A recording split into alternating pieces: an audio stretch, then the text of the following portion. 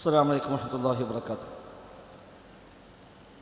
بسم الله الرحمن الرحيم. الحمد لله رب العالمين. اللهم صل على محمد وعلى آل محمد كما صليت على إبراهيم وعلى آل إبراهيم إنك حميد مجيد. اللهم بارك على محمد وعلى آل محمد كما باركت على إبراهيم وعلى آل إبراهيم إنك حميد مجيد. اللهم انفعنا بما علمتنا وعلمنا ما ينفعنا وزدنا علما نافعا. اللهم إنك عفو تحب العفو فاعف عنا. ഏറ്റവും ബഹുമാനരായ സഹോദരങ്ങളെ, സഹോദരിമാരെ, റഹ്മാനായ റബ്ബ് സുബ്ഹാനഹു വ തആലയുടെ നിയമനിർദ്ദേശങ്ങൾ കഴിവിൻ്റെ പരമാവധി ജീവിതത്തിൽ പാലിക്കുവാൻ പരിശ്രമിച്ചുകൊണ്ട് മുത്തഖീങ്ങളായി ജീവിക്കണേ എന്ന് പ്രത്യേകമായി ഓർമ്മപ്പെടുത്തുകയാണ് റബ്ബ് സുബ്ഹാനഹു വ തആല തൗഫീഖ് പ്രദാനം ചെയ്യുമാറാവട്ടെ. ജീവിതത്തിലെ എല്ലാ മേഖലയിലും അല്ലാഹു സുബ്ഹാനഹു വ തആല ഖൈറും ബറക്കത്തുമെല്ലാം നമ്മിൽ ധാരാളമായി വർഷിക്കുമാറാവട്ടെ. ദുആ ചെയ്യാൻ പ്രത്യേകമായി പറഞ്ഞേൽപ്പിച്ച ധാരാളം സഹോദരങ്ങൾ റബ്ബ് സുബ്ഹാനഹു വ തആല എല്ലാവർക്കും അവൻ്റെ റഹ്മത്ത് ധാരാളമായി ചൊരിയുമാറാവട്ടെ.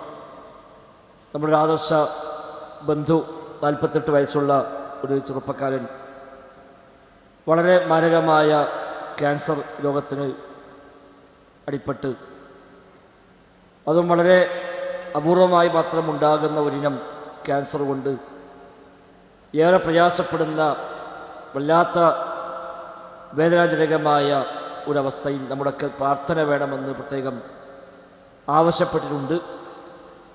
റബ്ബ് സുബ്ഹാനഹു വ തആല ആ സഹോദരന് ശിഫ നൽകി അനുഗ്രഹിക്കുമാറാവട്ടെ. അനുഭവിക്കുന്ന എല്ലാ പ്രയാസങ്ങൾക്കും അല്ലാഹു സുബ്ഹാനഹു വ തആല പരിപൂർണമായ പ്രതിഫലം നൽകി അനുഗ്രഹിക്കുമാറാവട്ടെ.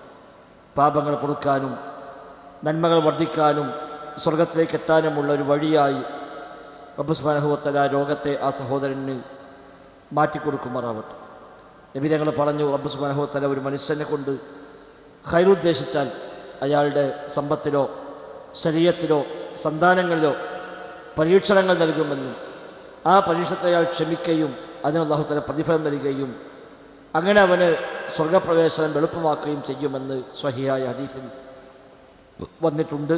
അത്തരം സന്തോഷ വാർത്തകൾക്ക് വിധേയമാകുന്ന ഭാഗ്യവാന്മാരിൽ ആ സഹോദരനെയും റബ്ബ് സുബ്ഹാനഹു വ തആല ഉൾപ്പെടുത്തി അനുഗ്രഹിക്കുമാറാവട്ടെ.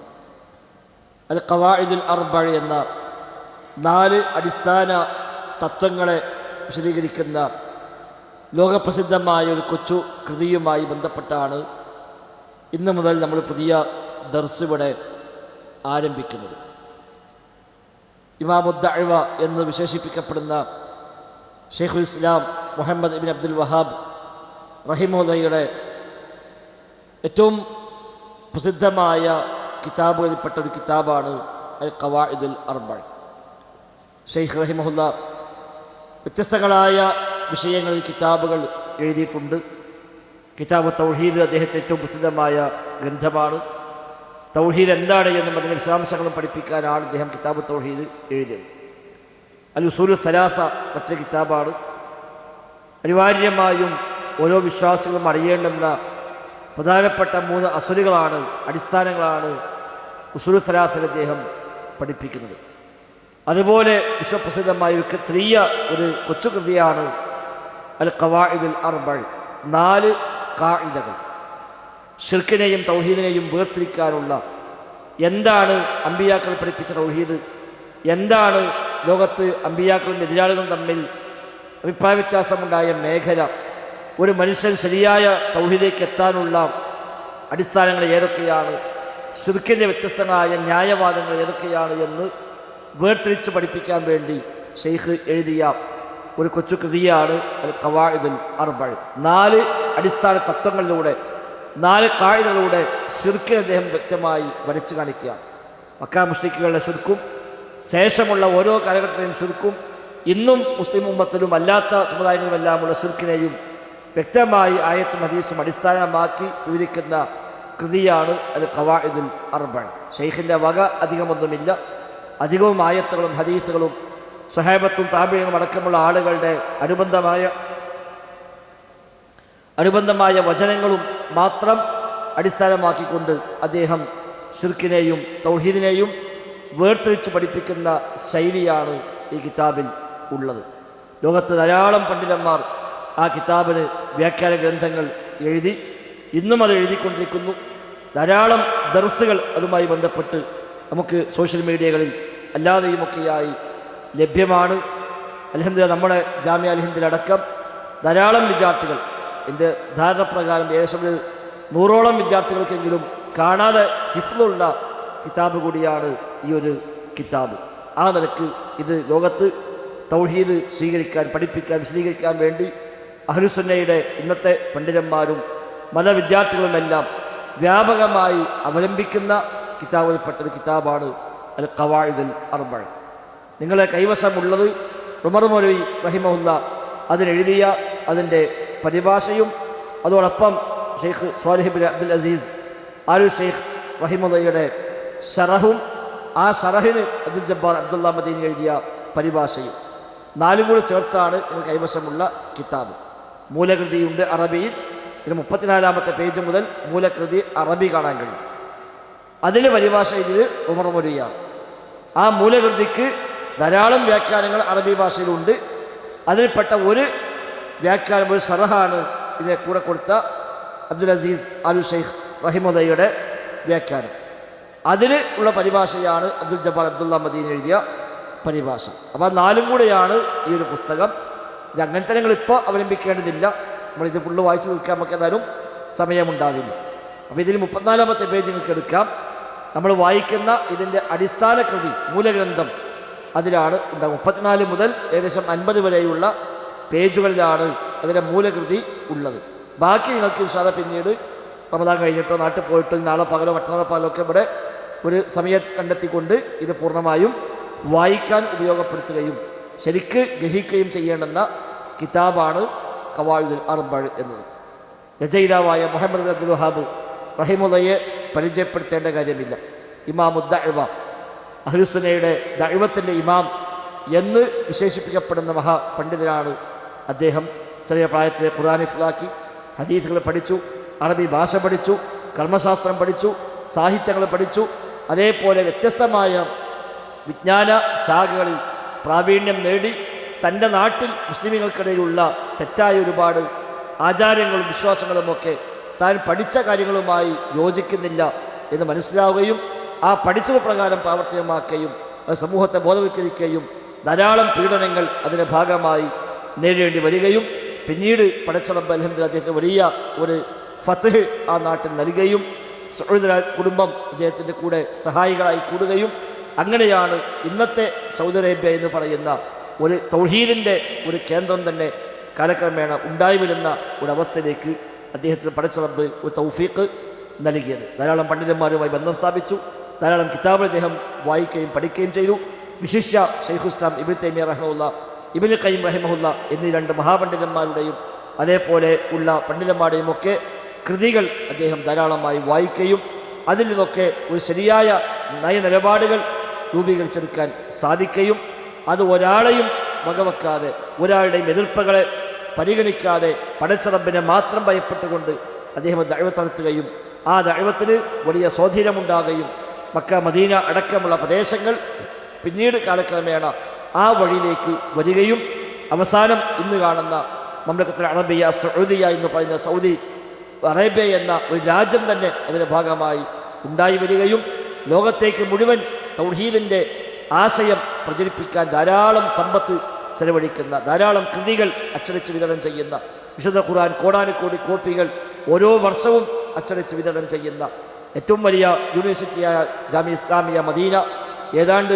1,00,000-ലേറെ വിദ്യാർത്ഥികൾ പഠിക്കുന്ന 192 രാജ്യങ്ങളിൽ നിന്നായി 1,00,000-ലേറെ വിദ്യാർത്ഥികൾ ദീനു പഠിക്കാൻ വേണ്ടി അവർക്ക് താമസവും ഭക്ഷണവും സ്റ്റൈപ്പൻഡും ടിക്കറ്റും വിസയും എല്ലാം നൽകി കോടാനുകോടി റിയാലുകൾ ഓരോ മാസം ചെലവഴിച്ചുകൊണ്ട് നടത്തുന്ന ജാമിഅ ഇസ്ലാമിയ അത് ഒരു ജാമിഅ മാത്രമാണ്.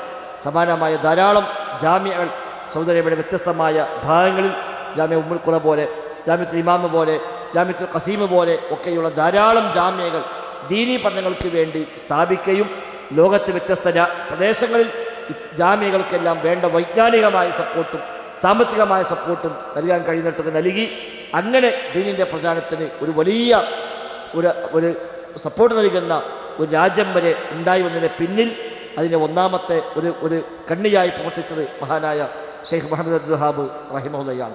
ഇത് 1115 ജനിച്ച് 1206 മരണപ്പെട്ട 90 വയസ്സുവരെ ആരോഗ്യത്തോടെ ജീവിക്കുകയും ആ 90 വയസ്സുവരെ ദഅ്വാ രംഗത്ത് ശക്തമായി ഇടപെടുകയും വലിയ ശിഷ്യസമ്പത്ത് ഉണ്ടാക്കിയെടുക്കുകയും അദ്ദേഹത്തിൻ്റെ കൃതികൾ ലോകവ്യാപകമായി ഒരു സ്വീകാര്യത ലഭിക്കുകയും ചെയ്തു.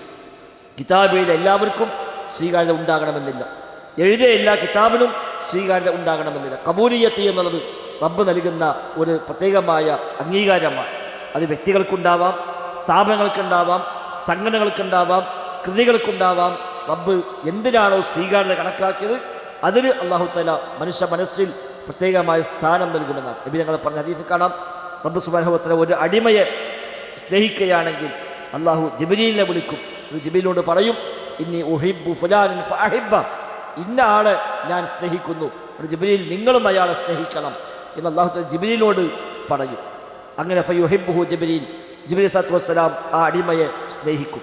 അതിനുശേഷം ആകാശലോകത്ത് വിളംബരം ചെയ്യപ്പെടും, ഇന്ന മനുഷ്യനെ അള്ളാഹു തആല സ്നേഹിക്കുന്നുണ്ട്, ജിബ്രീലും സ്നേഹിക്കുന്നുണ്ട്, അതുകൊണ്ട് നിങ്ങളൊക്കെ അയാളെ സ്നേഹിക്കണം എന്ന് പറയുമ്പോൾ ഫയുഹിബ്ബുഹു അഹ്ലുസ് സമാ, ആകാശത്തുള്ളവരെല്ലാം ആ മനുഷ്യനെ സ്നേഹിക്കുന്ന അവസ്ഥയുണ്ടാവും. സുമ്മ യൂദഉ അൽ ഖബൂലു ഫിൽ അർളി, അതോടുകൂടി ഭൂമിയിലും അയാൾക്കൊരു അംഗീകാരം, ഒരു സ്വീകാര്യത പടച്ച റബ്ബ് നിശ്ചയിച്ചു കൊടുക്കുമെന്നാണ് ആ ഹദീസിലുള്ളത്. അതിന് വ്യാഖ്യാനങ്ങളിൽ കാണാം, ഇത് വ്യക്തികളെ പറ്റിയാണ് ഹദീസ് വന്നതെങ്കിലും വ്യക്തിക്ക് മാത്രമല്ല, ഒരു വ്യക്തിയുടെ ചില സേവനങ്ങൾക്ക് അംഗീകാരം കിട്ടും. ഒരു വ്യക്തിയുടെ കിതാബ്, ഒരു വ്യക്തി സ്ഥാപിച്ച ഒരു സ്ഥാപനം, ഒരു സംഘടന, ഒരു കൂട്ടായ്മ, എന്തെങ്കിലും ഒരു ദീനിയായ ഒരു സംവിധാനം, അതിനൊക്കെ ഇങ്ങനെ സ്വീകാര്യത കിട്ടിയേക്കാം. എല്ലാവരും ഏറ്റെടുക്കുന്ന, എല്ലാവരുടെ മനസ്സിലും അംഗീകാരം കിട്ടുന്ന, എല്ലാവരും അങ്ങോട്ട് വരുന്ന ഒരവസ്ഥ. കഅബ ഇബ്രാഹിം നബി സ്വല്ലല്ലാഹു അലൈഹി വസല്ലം നിർമ്മിച്ചു, ഇബ്രാഹിം നബി സ്വല്ലല്ലാഹു പ്രാർത്ഥിച്ചു, ആ പ്രാർത്ഥന ഫലമായി ഫജൽ അഫ്യത മിനൻ നാസി തഹ്വി ഇലൈഹിം എന്ന് പറഞ്ഞ എല്ലാ ഭാഗത്തുനിന്നും മനുഷ്യന്മാരുടെ മനസ്സ് റബ്ബേ നീ അങ്ങോട്ട് ആകർഷിപ്പിക്കണമെന്ന് ദുആ ചെയ്യുകയും അത് ഇന്നും നമ്മൾ കാണുകയും ചെയ്യുന്നു. എന്ന പോലെ കിതാബുകൾക്ക് സ്വീകാര്യത കിട്ടലുണ്ട്. ഇമാം ബുഖാരി ഒരുപാട് കിതാബ് എഴുതി, പക്ഷേ ഏറ്റവും അധികം സ്വീകാര്യത കിട്ടിയ കിതാബാണ് സ്വഹീഹ് ബുഖാരി. ഇമാം നവവി ധാരാളം കിതാബ് എഴുതി. ഭൂമിയിൽ ജീവിച്ച ദിവസങ്ങളുടെ എണ്ണത്തേക്കാൾ ഏറെ എണ്ണം പേജ് എഴുതിയ ആളാണ് നവവി ഇമാം റഹ്മത്തുള്ളാഹി. ഇന്നലെ പി ഉസ്താദ് പറഞ്ഞത് 45-ാമത്തെ വയസ്സിൽ മരിച്ച ആളാണ് ഇമാം നവവി. അദ്ദേഹം എത്ര ദിവസം ദുനിയാവിൽ ജീവിച്ചുവോ അതിനേക്കാൾ ഏറെ എണ്ണം പേജ് അദ്ദേഹം എഴുതിക്കൊണ്ട് ചെയ്തതാണ്. പക്ഷെ ആ കിതാബിൽ ഏറ്റവും സ്വീകാര്യത കിട്ടിയ കിതാബാണ് റിയാദുസ് സ്വാലിഹീൻ, അർബഈൻ നബവിയ്യ, സറഹ് മുസ്ലിം. ഇതിനൊക്കെ കിട്ടിയ സ്വീകാര്യത മറ്റു പലതിനും ആ നിലക്ക് ഉണ്ടായിട്ടില്ല. അതേപോലെ വ്യത്യസ്തമായ പണ്ഡിതന്മാർ വ്യത്യസ്തമായ കിതാബുകൾ എഴുതിയെങ്കിലും ചില കിതാബുകൾക്ക് വലിയ അംഗീകാരങ്ങളും സ്വീകാര്യതകളും നൽകപ്പെടുന്നു. എന്നതുപോലെ ഷെയ്ഖിൻ്റെ കിതാബുകൾ ഏതാണ്ട് എല്ലാത്തിനും ആ സ്വീകാര്യത നമ്മൾ കാണുന്നു. ലോകത്ത് ഇന്നും ഈ കിതാബൊക്കെ ഹിഫ്ളുള്ള 1,00,000 മനുഷ്യന്മാരെങ്കിലും ഇപ്പം ജീവിച്ചിരിപ്പുണ്ടാവും. ഈ ഖവായിദുൽ അർബഅ കാണാതെ പഠിച്ച ഹിഫ്ലാക്കിയ 1,00,000 ആളെങ്കിലും ഇപ്പം ലോകത്ത് ജീവിച്ചിരിപ്പുണ്ടാവും. അത് വലിയൊരു അംഗീകാരമല്ല. ഇതിന് വ്യാഖ്യാനം എഴുതിയ, അത് പഠിപ്പിക്കപ്പെടുന്ന ദർസുകൾ, ക്ലാസുകൾ, പരിഭാഷകൾ എത്രയാണ് ലോകവ്യാപകമായി. 2 ഹറമിലടക്കം ലോകത്തിലെ വ്യത്യസ്തമായ ഭാഗങ്ങൾ എല്ലാ ദിവസവും പഠിപ്പിക്കപ്പെടുന്ന ഷെയ്ഖിൻ്റെ ഏതെങ്കിലും കിതാബ്. അൽഹംദുലില്ലാഹ് നമ്മുടെ നാട്ടിൽ ഒന്നുമല്ലാത്ത നമ്മൾ ഇവിടെ ഈ സമയത്ത് ആ കിതാബ് പഠിപ്പിക്കുന്നുണ്ട്. അതും ആ റബ്ബിൻ്റെ ആ കബൂലിയത്തിൻ്റെ ഒരു ഭാഗം തന്നെയാണ്. റബ്ബ് നമ്മിൽ നിന്നെല്ലാം സ്വീകരിക്കുമാറാവട്ടെ. ഇതിൽ അദ്ദേഹം പ്രധാനമായും പഠിപ്പിക്കുന്നത് 4 അടിസ്ഥാന ഖാഇദകൾ, അതാണ് ഖവാഇദുൽ അർബഅ എന്ന് 4 ഖാഇദകൾ. ഖാഇദ എന്ന് പറഞ്ഞാൽ അടിസ്ഥാനം, തൂണുകൾ എന്ന ഖാഇദ എന്ന് പറയാം. അപ്പോൾ ഈ പള്ളിക്ക് 4 തൂണുണ്ട്. ആ 4 തൂണാണ് ഇത് താങ്ങി നിർത്തുന്ന പ്രധാനപ്പെട്ട ഘടകം. അതിനാണ് ഖാഇദ, ഖവാഇദ് എന്ന് പറയുക. കഅബയെ പറ്റി പറഞ്ഞപ്പോൾ അല്ലാഹു പറഞ്ഞല്ലോ, ഇത് ഇർഫഅ ഇബ്രാഹിമുൽ ഖവാഇദ മിനൽ ബൈത്ത്. ഖവാഇദ് അതിൻ്റെ അടിത്തറകൾ, കഅബയുടെ അടിത്തറകൾ. ഇബ്രാഹിം നബി സ്വല്ലല്ലാഹു അലൈഹി വസല്ലം പടുത്തുയർത്തുന്ന ആ രംഗം നീ ഓർക്കണം എന്ന് അല്ലാഹു തആല വിശുദ്ധ ഖുർആനിൽ പറഞ്ഞു. അതാണ് ഖവാഇദ്, കഅബയുടെ അടിത്തറ, അത് താങ്ങി നിർത്തുന്ന അതിൻ്റെ പ്രധാനപ്പെട്ട അതിൻ്റെ അടിഭാഗം. അതിനാണ് ഖവാഇദ് എന്ന് ഉപയോഗിച്ചത്. ഇബ്രാഹിം നബി സ്വല്ലല്ലാഹു അലൈഹി വസല്ലം അന്നുണ്ടാക്കിയ ആ ഖാഇദയിലാണ് കഅബ ഇപ്പോഴും നിൽക്കുന്നത്. കഅബ പിൽക്കാലത്ത് പലപ്പോഴായി കേടുപാടുകൾ സംഭവിച്ചു, പുതുക്കി പണിതു, റിപ്പയറിംഗ് ഉണ്ടായി, അതിനെ ഉയരം കൂട്ടി, അതിനെ വീതി കുറച്ചു, പിന്നെ വീതി കൂട്ടി, പിന്നെയും വീതി കുറച്ചു. ഇതൊക്കെ ഉണ്ടായിട്ടുണ്ടെങ്കിലും അതിന് അടിത്തറ മാറ്റിയിട്ടില്ല. ഇബ്രാഹിം നബി സ്വല്ലല്ലാഹു അന്നിട്ട തറയിലാണ് ഇപ്പോഴും കഅബാലയം നിലകൊള്ളുന്നത്. ഫഹദ് രാജാവിൻ്റെ കാലഘട്ടത്തിൽ ആ കഅബാലയം ആധുനിക സംവിധാനം ഉപയോഗിച്ച് അതിൻ്റെ അടിത്തറകളൊക്കെ പരിശോധിക്കുകയും എന്തെങ്കിലുമൊക്കെ കേടുപാട് സംഭവിക്കാൻ, തകർന്നു വീഴാനൊക്കെ വല്ല സാധ്യതയുമുണ്ടോ എന്ന് ചെക്ക് ചെയ്തപ്പോൾ എത്ര നൂറ്റാണ്ടുകൾ ഇനിയും നിൽക്കാൻ പറ്റാവുന്ന വിധമുള്ള ഉറപ്പതിനുണ്ട് എന്ന് കണ്ടെത്തിയെന്ന് ഇന്നത്തെ ഹറമൈൻ്റെ ചരിത്രം സൗദി ഗവൺമെൻറ് പുറത്തേക്ക് പുസ്തകങ്ങളിൽ കാണാൻ കഴിയുന്നു. ഏതാണെങ്കിലും ആ വാക്കാണ് അൽ ഖവാഇദുൽ അർബഅ. 4 ഖാഇദകൾ, 4 അടിസ്ഥാന നിയമങ്ങൾ. തൗഹീദിനെയും ശിർക്കിനെയും വേർതിരിക്കാൻ ഏതു സാധാരണക്കാരനും പെട്ടെന്ന് ഏതാ ശിർക്ക്, ഏതാ തൗഹീദ്, എന്താ വ്യത്യാസം എന്ന് നേർക്കുനേരെ മനസ്സിലാക്കാവുന്ന 4 ഖാഇദകളാണ് ഷെയ്ഖ് റഹിമഹുല്ലാഹ് ഇതിൽ നൽകുന്നത്.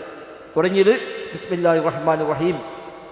അസ്അലുല്ലാഹിൽ കരീം റബ്ബൽ അർശിൽ അളീം അൻ യതവല്ലാക ഫിദ് ദുനിയ വൽ ആഖിറ വഅൻ യജ്അലക മുബാറകൻ ഐനമാ കുൻത വഅൻ യജ്അലക മിമ്മൻ ഇദാ ഉഅതിയ ശകറ വഇദാ ബതുലിയ സബറ വഇദാ അദ്നബ ഇസ്തഗ്ഫറ ഫഇന്ന ഹഉലായി സലാസ് ഉൻവാനുസ് സഅദ. കണ്ടല്ലോ, 34-ാമത്തെ പേജാണ്. അതാണ് കിതാബിൻ്റെ ആരംഭം. ബിസ്മി കൊണ്ടാണ് ആരംഭിച്ചത്. ഏത് ഖൈറായ കാര്യം ആരംഭിക്കേണ്ടത് ബിസ്മി കൊണ്ടാണ്. നബിതങ്ങളുടെ എഴുത്തുകൾ, കത്തുകൾ നബിതങ്ങൾ ആരംഭിക്കൽ ബിസ്മി കൊണ്ടാണ്. ഖുർആൻ പാരായണത്തിന് ആരംഭം ബിസ്മി കൊണ്ടാണ്. 1-ാമത്തെ സൂറത്ത് ഇറങ്ങിയപ്പോഴും ഇഖ്റ ബിസ്മി റബ്ബിക് എന്നാണ്. ആ ഒരു മാതൃക സ്വീകരിച്ചുകൊണ്ടാണ് ഷെയ്ഖ് റഹിമഹുല്ലാഹ് തൻ്റെ കിതാബ് ആരംഭിച്ചപ്പോഴും ബിസ്മില്ലാഹിർ റഹ്മാനിർ റഹീം. അതൊരു പാഠമാണ്, അതൊരു മാതൃകയാണ്.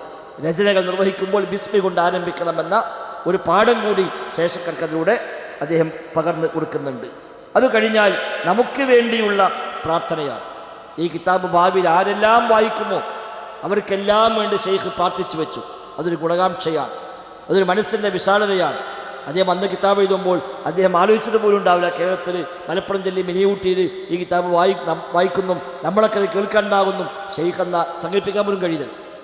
പക്ഷേ ഖിയാമത്ത് വരെ ഈ കിതാബ് ആരൊക്കെ മറിച്ചു നോക്കുന്നുവോ അവർക്കെല്ലാം വേണ്ടിയുള്ള പ്രാർത്ഥന, അത് ഒരു വിശ്വാസിയുടെ ഹൃദയവിശാലതയാണ്. എല്ലാവർക്കും വേണ്ടി ദുആ ചെയ്യുക, എല്ലാവർക്കും ഖൈറ് വരാൻ ആഗ്രഹിക്കുക. എനിക്ക് മാത്രമെന്നല്ല, ഞാനുമായി ബന്ധമുള്ളവർക്ക് മാത്രമെന്നല്ല, എല്ലാ മുസ്ലിമീങ്ങൾക്കും ഖൈറ് വരട്ടെ, എല്ലാവർക്കും നന്മ വരട്ടെ.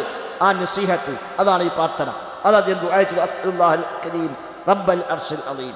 മഹത്തായ അർശിൻ്റെ റബ്ബായ ഔദാര്യവാനായ പടച്ച റബ്ബിനോട് ഞാൻ ചോദിക്കുന്നു, അൻ യതവല്ലാക ഫിദ് ദുനിയ വൽ ആഖിറ. അൻ യതവല്ലാക, നിന്നെ റബ്ബ് ഏറ്റെടുക്കുവാൻ, ഫിദ് ദുനിയ വൽ ആഖിറ, ദുനിയാവിലും ആഖിറത്തിലും അല്ലാഹു തആല നിന്നെ ഏറ്റെടുക്കട്ടെ എന്ന് ഞാൻ പ്രാർത്ഥിക്കുന്നു. ഇതിനപ്പുറം എന്താ പറയുന്നത്?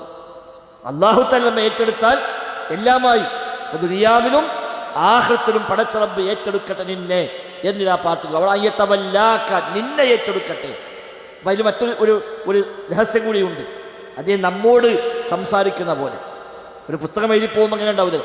ഇത് പുസ്തകം വായിക്കുന്ന ആളോട് നേരെ അദ്ദേഹം സംസാരിക്കുന്ന പോലെയാണ്. കണ്ടോ, അസ്അലുല്ലാഹൽ അലീം അസ്അലുല്ലാഹൽ കരീം റബ്ബൽ അർശിൽ അലീം അൻ യതവല്ലാക, നിന്നെ ഏറ്റെടുക്കാൻ ഞാൻ റബ്ബിനോട് പ്രാർത്ഥിക്കുന്നു. ഫിദ് ദുനിയ വൽ ആഖിറ വഅൻ യജ്അലക മുബാറകൻ ഐനമാ കുൻത. നമ്മോട് പറയുന്ന പോലെയാണ്. ഷെയ്ഖ് നമ്മോട് ഇങ്ങനെ മുമ്പിൽ വന്ന് ക്ലാസ് എടുക്കുന്ന പോലെ നമുക്ക് വേണ്ടി പ്രാർത്ഥിക്കും. നമ്മൾ ക്ലാസ് എടുക്കുമ്പോൾ സ്വാഭാവികം നമ്മളെല്ലാവർക്കും ദുആ ചെയ്യുമ്പോൾ ആരംഭിച്ചല്ലോ എന്ന പോലെ ഷെയ്ഖ് ആ കിതാബ് വായിക്കുന്ന ഒരാളെ മനസ്സിൽ കണ്ടുകൊണ്ട് അയാളോട് നേരെ സംഭാഷണം നടത്തുന്ന പോലെയാണ് ആ കിതാബിൻ്റെ ശൈലി. അത് വായിക്കാൻ കുറച്ചുകൂടി ആവേശമാണ്.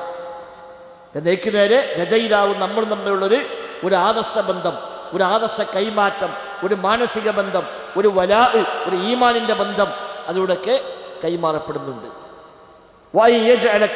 നിന്നെ ആക്കുവാനും ഞാൻ ദുആ ചെയ്യുന്നു. മുബാറക്കൻ, അനുഗ്രഹീതനാക്കുവാൻ, ബറക്കത്തുള്ളവനാക്കുവാൻ. മുബാറക്, നിന്നെ അനുഗ്രഹീതനാക്കുവാനും ഞാൻ പ്രാർത്ഥിക്കുന്നു. ഐനമാ കുന്ത, നീ എവിടെയാണെങ്കിലും ശരി. ഐനമാ കുന്ത, ലോകത്തെവിടെയാകട്ടെ, നീ ഏത് രാജ്യത്താവട്ടെ, നീ എവിടെയാകട്ടെ. കാരണം അന്ന് അദ്ദേഹം അവിടുന്ന് എഴുതുമ്പോൾ ഇന്ത്യയിൽ വായിക്കുന്നത് ആലോചിച്ചിട്ടുണ്ടാവില്ല. ഈ 350-400 കൊല്ലം ഇപ്പുറത്ത് ഇത് വായിക്കുമെന്ന് വിചാരിച്ചിട്ടുണ്ടാവില്ല. പക്ഷേ അദ്ദേഹം എല്ലാവരെയും ഉൾക്കൊണ്ടുകൊണ്ട് പ്രാർത്ഥിക്കുന്നു. നീ എവിടെയാണെങ്കിലും ശരി, നിന്നെ പടച്ച റബ്ബ് മുബാറക്കാക്കട്ടെ. മുബാറക്കൻ ഐനമാ കുന്ത, ഈസാ നബിയുടെ പ്രഖ്യാപനമാണ്. വജഅലനി മുബാറക്കൻ ഐനമാ കുന്തു. ഞാൻ എവിടെയാണെങ്കിലും എൻ്റെ റബ്ബ് എന്നെ മുബാറക്കാക്കിയിരിക്കും. നമുക്കും അതാണ് ആവശ്യം. എവിടെയും ബറക്കത്ത്, ആയുസ്സിൽ ബറക്കത്ത്, സമ്പത്തിൽ ബറക്കത്ത്, ആരോഗ്യത്തിൽ ബറക്കത്ത്, ജോലിയിൽ ബറക്കത്ത്, സന്താനങ്ങളിൽ ബറക്കത്ത്, കുടുംബജീവിതത്തിൽ ബറക്കത്ത്, എല്ലാത്തിലും ബറക്കത്ത്. അതാണ് ഐനമാക്കുന്ത, നീ എവിടെയാണെങ്കിലും ശരി നിന്റെ എല്ലാത്തിനും നിന്റെ റബ്ബിലേക്ക് ബറക്കത്ത് ചൊരിയട്ടെ, നീ അനുഗ്രഹീതനാവട്ടെ, ബറക്കത്ത് കിട്ടിയവനാകട്ടെ എന്ന് ഞാൻ പ്രാർത്ഥിക്കുന്നു. അതോടൊപ്പം നിന്നെ ആക്കിത്തരുവാനും ഞാൻ ദുആ ചെയ്യുന്നു. മിമ്മൻ ഇദാ ഉഴ്തിയ ശകറ വഇദാ ബതുലിയ സബറ വഇദാ അദ്നബ ഇസ്തഗ്ഫറ. ഈ 3 ഗുണമുള്ളവരിൽ നിന്നെ ഉൾപ്പെടുത്താൻ ഞാൻ പ്രാർത്ഥിക്കുന്നു. സൗഭാഗ്യത്തിൻ്റെ ഇഹപര വിജയത്തിൻ്റെ അടിസ്ഥാനമായി ഈ 3 കാര്യമാണ്. ദുനിയാവിൽ വിജയിക്കാൻ, ആഖിറത്തിൽ വിജയിക്കാൻ ഒരു മനുഷ്യനുണ്ടാവേണ്ട 3 ഗുണങ്ങൾ, അതാണ് ഈ പറഞ്ഞത്. അത് 3ഉം ഉള്ളവനാക്കാൻ ഞാൻ റബ്ബിനോട് ദുആ ചെയ്യുന്നു. ആരെ? നമ്മെ ആക്കാൻ വേണ്ടി, നമ്മയൊക്കെ അങ്ങനെ ആക്കാൻ വേണ്ടി. എന്താ പറയുക? ഒന്ന് പറഞ്ഞത് മിമ്മൻ ഇദാ ഉഴ്തിയ ശകർ, വല്ലതും കിട്ടിയാൽ ശുക്ർ ചെയ്യുന്നവൻ. നിഅമത്ത് കിട്ടിയാൽ ശുക്ർ കാണിക്കാനുള്ള മനസ്സ്, കിബറില്ലാത്ത, അഹങ്കാരമില്ലാത്ത, പൊങ്ങച്ചമില്ലാത്ത, തെറ്റിപ്പോകാത്ത, റബ്ബിലേക്ക് ശുക്ർ കാണിക്കുന്ന ഒരു മനസ്സുള്ളവൻ. അതാണ് ഏറ്റവും അടിസ്ഥാനം. മിമ്മൻ ഇദാ ഉഴ്തിയ ശകർ വഇദാ ബതുലിയ സബർ, ബലാ പരീക്ഷണം വന്നാൽ സബർ, ക്ഷമിക്കുന്നവനായി മാറുക. ദുനിയാവിൽ 2 കാര്യം ഉണ്ടാവും, ഒന്നുകിൽ ശുക്ർ അല്ലെങ്കിൽ ഇബ്തിലാ. ഒന്നുകിൽ നിഅമത്ത് അല്ലെങ്കിൽ ഇബ്തിലാ. അനുഗ്രഹമുണ്ടാകും, പരീക്ഷണമുണ്ടാകും. അനുഗ്രഹം കിട്ടിയാൽ ശകറ, നന്ദി കാണിക്കുക. പരീക്ഷണം വന്നാൽ സബറ, ക്ഷമിക്കുക. 2 ആവശ്യമുള്ളൂ. ഒരു മനുഷ്യൻ ദുനിയാവിൽ എത്ര കാലം ജീവിച്ചാലും ഈ 2 ഉള്ളൂ. ഒന്നുകിൽ നിഅമത്ത് കിട്ടിക്കൊണ്ടേയിരിക്കുന്നു, മറ്റൊരു ഭാഗത്ത് പരീക്ഷണം വന്നുകൊണ്ടിരിക്കുന്നു. കിട്ടിയ നിഅമത്തിന് ശുക്ർ കാണിക്കുന്നു, കിട്ടിയ പരീക്ഷകൾക്ക് സബർ, ക്ഷമ കാണിക്കുന്നു. അപ്പോൾ തന്നെ നിഅമത്തുകളെ കണക്കാക്കാൻ കഴിയില്ല, നമുക്കറിയാം. വഇൻ തഅദ്ദു നിഅമത്തല്ലാഹി ലാ തുഹ്സുഹ. അല്ലാഹുവിന്റെ നിഅമത്ത് നിങ്ങൾ കണക്കാക്കുകയാണെങ്കിൽ തൃപ്തിപ്പെടുത്താൻ കഴിയുകയില്ല. ഒരു നിഅമത്തിന് ശുക്ർ ചെയ്തു തീർക്കാൻ കഴിയില്ല.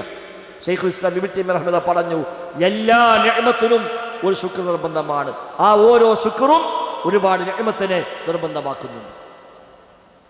ഒരു നിഅമത്ത് കിട്ടിയാൽ ശുക്ർ ചെയ്യണം. ശുക്ർ ചെയ്യാൻ കഴിഞ്ഞാലോ? ശുക്ർ ചെയ്യണമെങ്കിൽ 1000 നിഅമത്തുകളെ അനുഭവിക്കണം. നമ്മൾ കൈയിങ്ങനെ ഇളക്കി ഒരു നിഅമത്താണ്. ഈ കൈയിങ്ങനെ അനങ്ങണമെങ്കിൽ വിരലുണ്ടായാൽ മാത്രം പോരാ. ശരീരത്തിൻ്റെ എല്ലാ പ്രവർത്തനങ്ങളും കുറ്റമറ്റ രൂപത്തിൽ വർക്ക് ചെയ്യുമ്പോൾ മാത്രമാണ് ഈ വിരലിങ്ങനെ അനക്കാൻ കഴിയും. നാടിയും നരമ്പും രക്തത്തിൻ്റെ ഓട്ടവും ഹാർട്ടിൻ്റെ വർക്കും ബ്രെയിനിലേക്കുള്ള കമ്മ്യൂണിക്കേഷനും എല്ലാം റെഡിയായെങ്കിലേ ഈ വിരലിങ്ങനെ നമ്മൾ വിചാരിക്കുമ്പോൾ അനക്കാൻ പറ്റുള്ളൂ. അപ്പോൾ ഇത് ഒരു നിഅമത്തല്ല. ഒരു വിരൽ ഒന്ന് ചലിപ്പിച്ചാൽ ഒരു നിഅമത്തല്ല. ലക്ഷക്കണക്കായ കോടിക്കണക്കായ നിഅമത്തുകൾ അനുഭവിച്ചുകൊണ്ടാണ് ഒന്ന് അനക്കുന്നത്. ഈ നിഅമത്തിൽ ശുക്ർ ചെയ്യണം. ഒരു അൽഹംദുലില്ലാഹ് പറഞ്ഞു വിചാരിക്കുക. വിരലിങ്ങനെ മടക്കിയപ്പോൾ മടങ്ങി അൽഹംദുലില്ലാഹ്. ഒരു അൽഹംദുലില്ലാഹ് പറയണമെങ്കിൽ എത്ര കോടി നിഅമത്ത് അനുഭവിക്കണം? ഒരു അൽഹംദുലില്ലാഹ് പറയാൻ നാവുണ്ടായാൽ മാത്രം മതിയോ? കോടാനുകോടി നിഅമത്തുകളെ അനുഭവിച്ചെങ്കിലേ ഒരു അൽഹംദുലില്ലാഹ് പറയാൻ പറ്റുള്ളൂ. അപ്പം ഒരു നിഅമത്ത് കിട്ടിയാൽ ശുക്ർ ചെയ്യണം. ആ ശുക്ർ ചെയ്യണമെങ്കിലോ ഒരുപാട് നിഅമത്തുകളെ വേറെ അനുഭവിക്കണം. അപ്പം ആ നിഅമത്ത് ശുക്ർ ചെയ്യണം. ആ ശുക്ർ ചെയ്യണമെങ്കിലോ 1 കോടി നിഅമത്തുകളെ വേറെ അനുഭവിക്കണം. അപ്പം മനുഷ്യന് ഒരു നിഅമത്തിന് പോലും ശുക്ർ ചെയ്യാൻ കഴിയില്ല. അത് അല്ലാഹു പറഞ്ഞ ഖലീലമ്മാ തശ്കുറൂൻ, നിങ്ങളെ ശുക്ർ വളരെ കുറച്ചേ ഉള്ളൂ.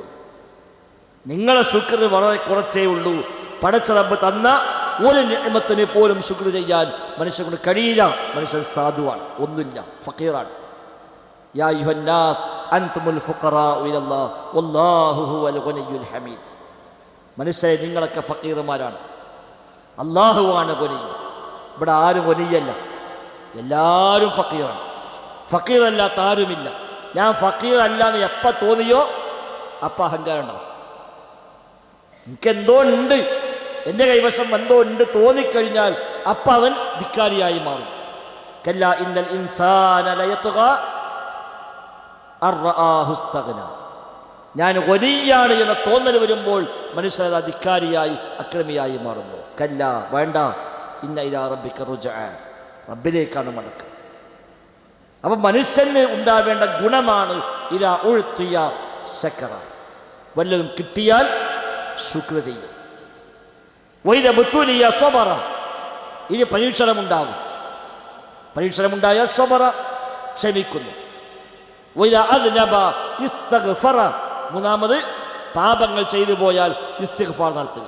തെറ്റ് ചെയ്യും മനുഷ്യൻ, തെറ്റ് സംഭവിക്കും മനുഷ്യന്മാരാണ്. നമ്മൾ ദുർബലന്മാരാണ്, ഫക്കീർമാരാണ്, ഒന്നുമില്ലാത്തവരാണ്, ലഈഫാണ്, നമുക്കൊന്നുമില്ല. അത് സ്വാഭാവികമായും തെറ്റുകൾ സംഭവിക്കും. തെറ്റ് സംഭവിച്ചാൽ ഇസ്തിഗ്ഫാർ, റബ്ബേ പൊറുക്കണേ, പറ്റിപ്പോയി റബ്ബേ, ചെയ്തു പോയി റബ്ബേ, നീ പൊറുക്കണേ അല്ലാഹ്. അല്ലാഹുമ്മ ഇന്നക അഫ്വുൻ തുഹിബ്ബുൽ അഫ്വ ഫഅഫു അന്നി. ഈ മൂന്നും ഉള്ളവരിൽ നിന്നെ ഉൾപ്പെടുത്താൻ ഞാൻ റബ്ബിനോട് പ്രാർത്ഥിക്കുന്നു. അല്ല, ശൈഖ് നമുക്ക് വേണ്ടി പ്രാർത്ഥിച്ച ഒരു പ്രാർത്ഥനയുടെ ആഴം എത്രയാണ്! ഈ കിതാബ് ലോകത്ത് എന്നൊക്കെ എവിടൊക്കെ ആരൊക്കെ വായിക്കുമോ അവർക്കെല്ലാം വേണ്ടി ശൈഖ് നടത്തിയ പ്രാർത്ഥന. എന്തെല്ലാം കാര്യം അദ്ദേഹം പ്രാർത്ഥിച്ചു? ഒന്ന്, യതവല്ലാക, അല്ലാഹ് എന്നെ ഏറ്റെടുക്കണം.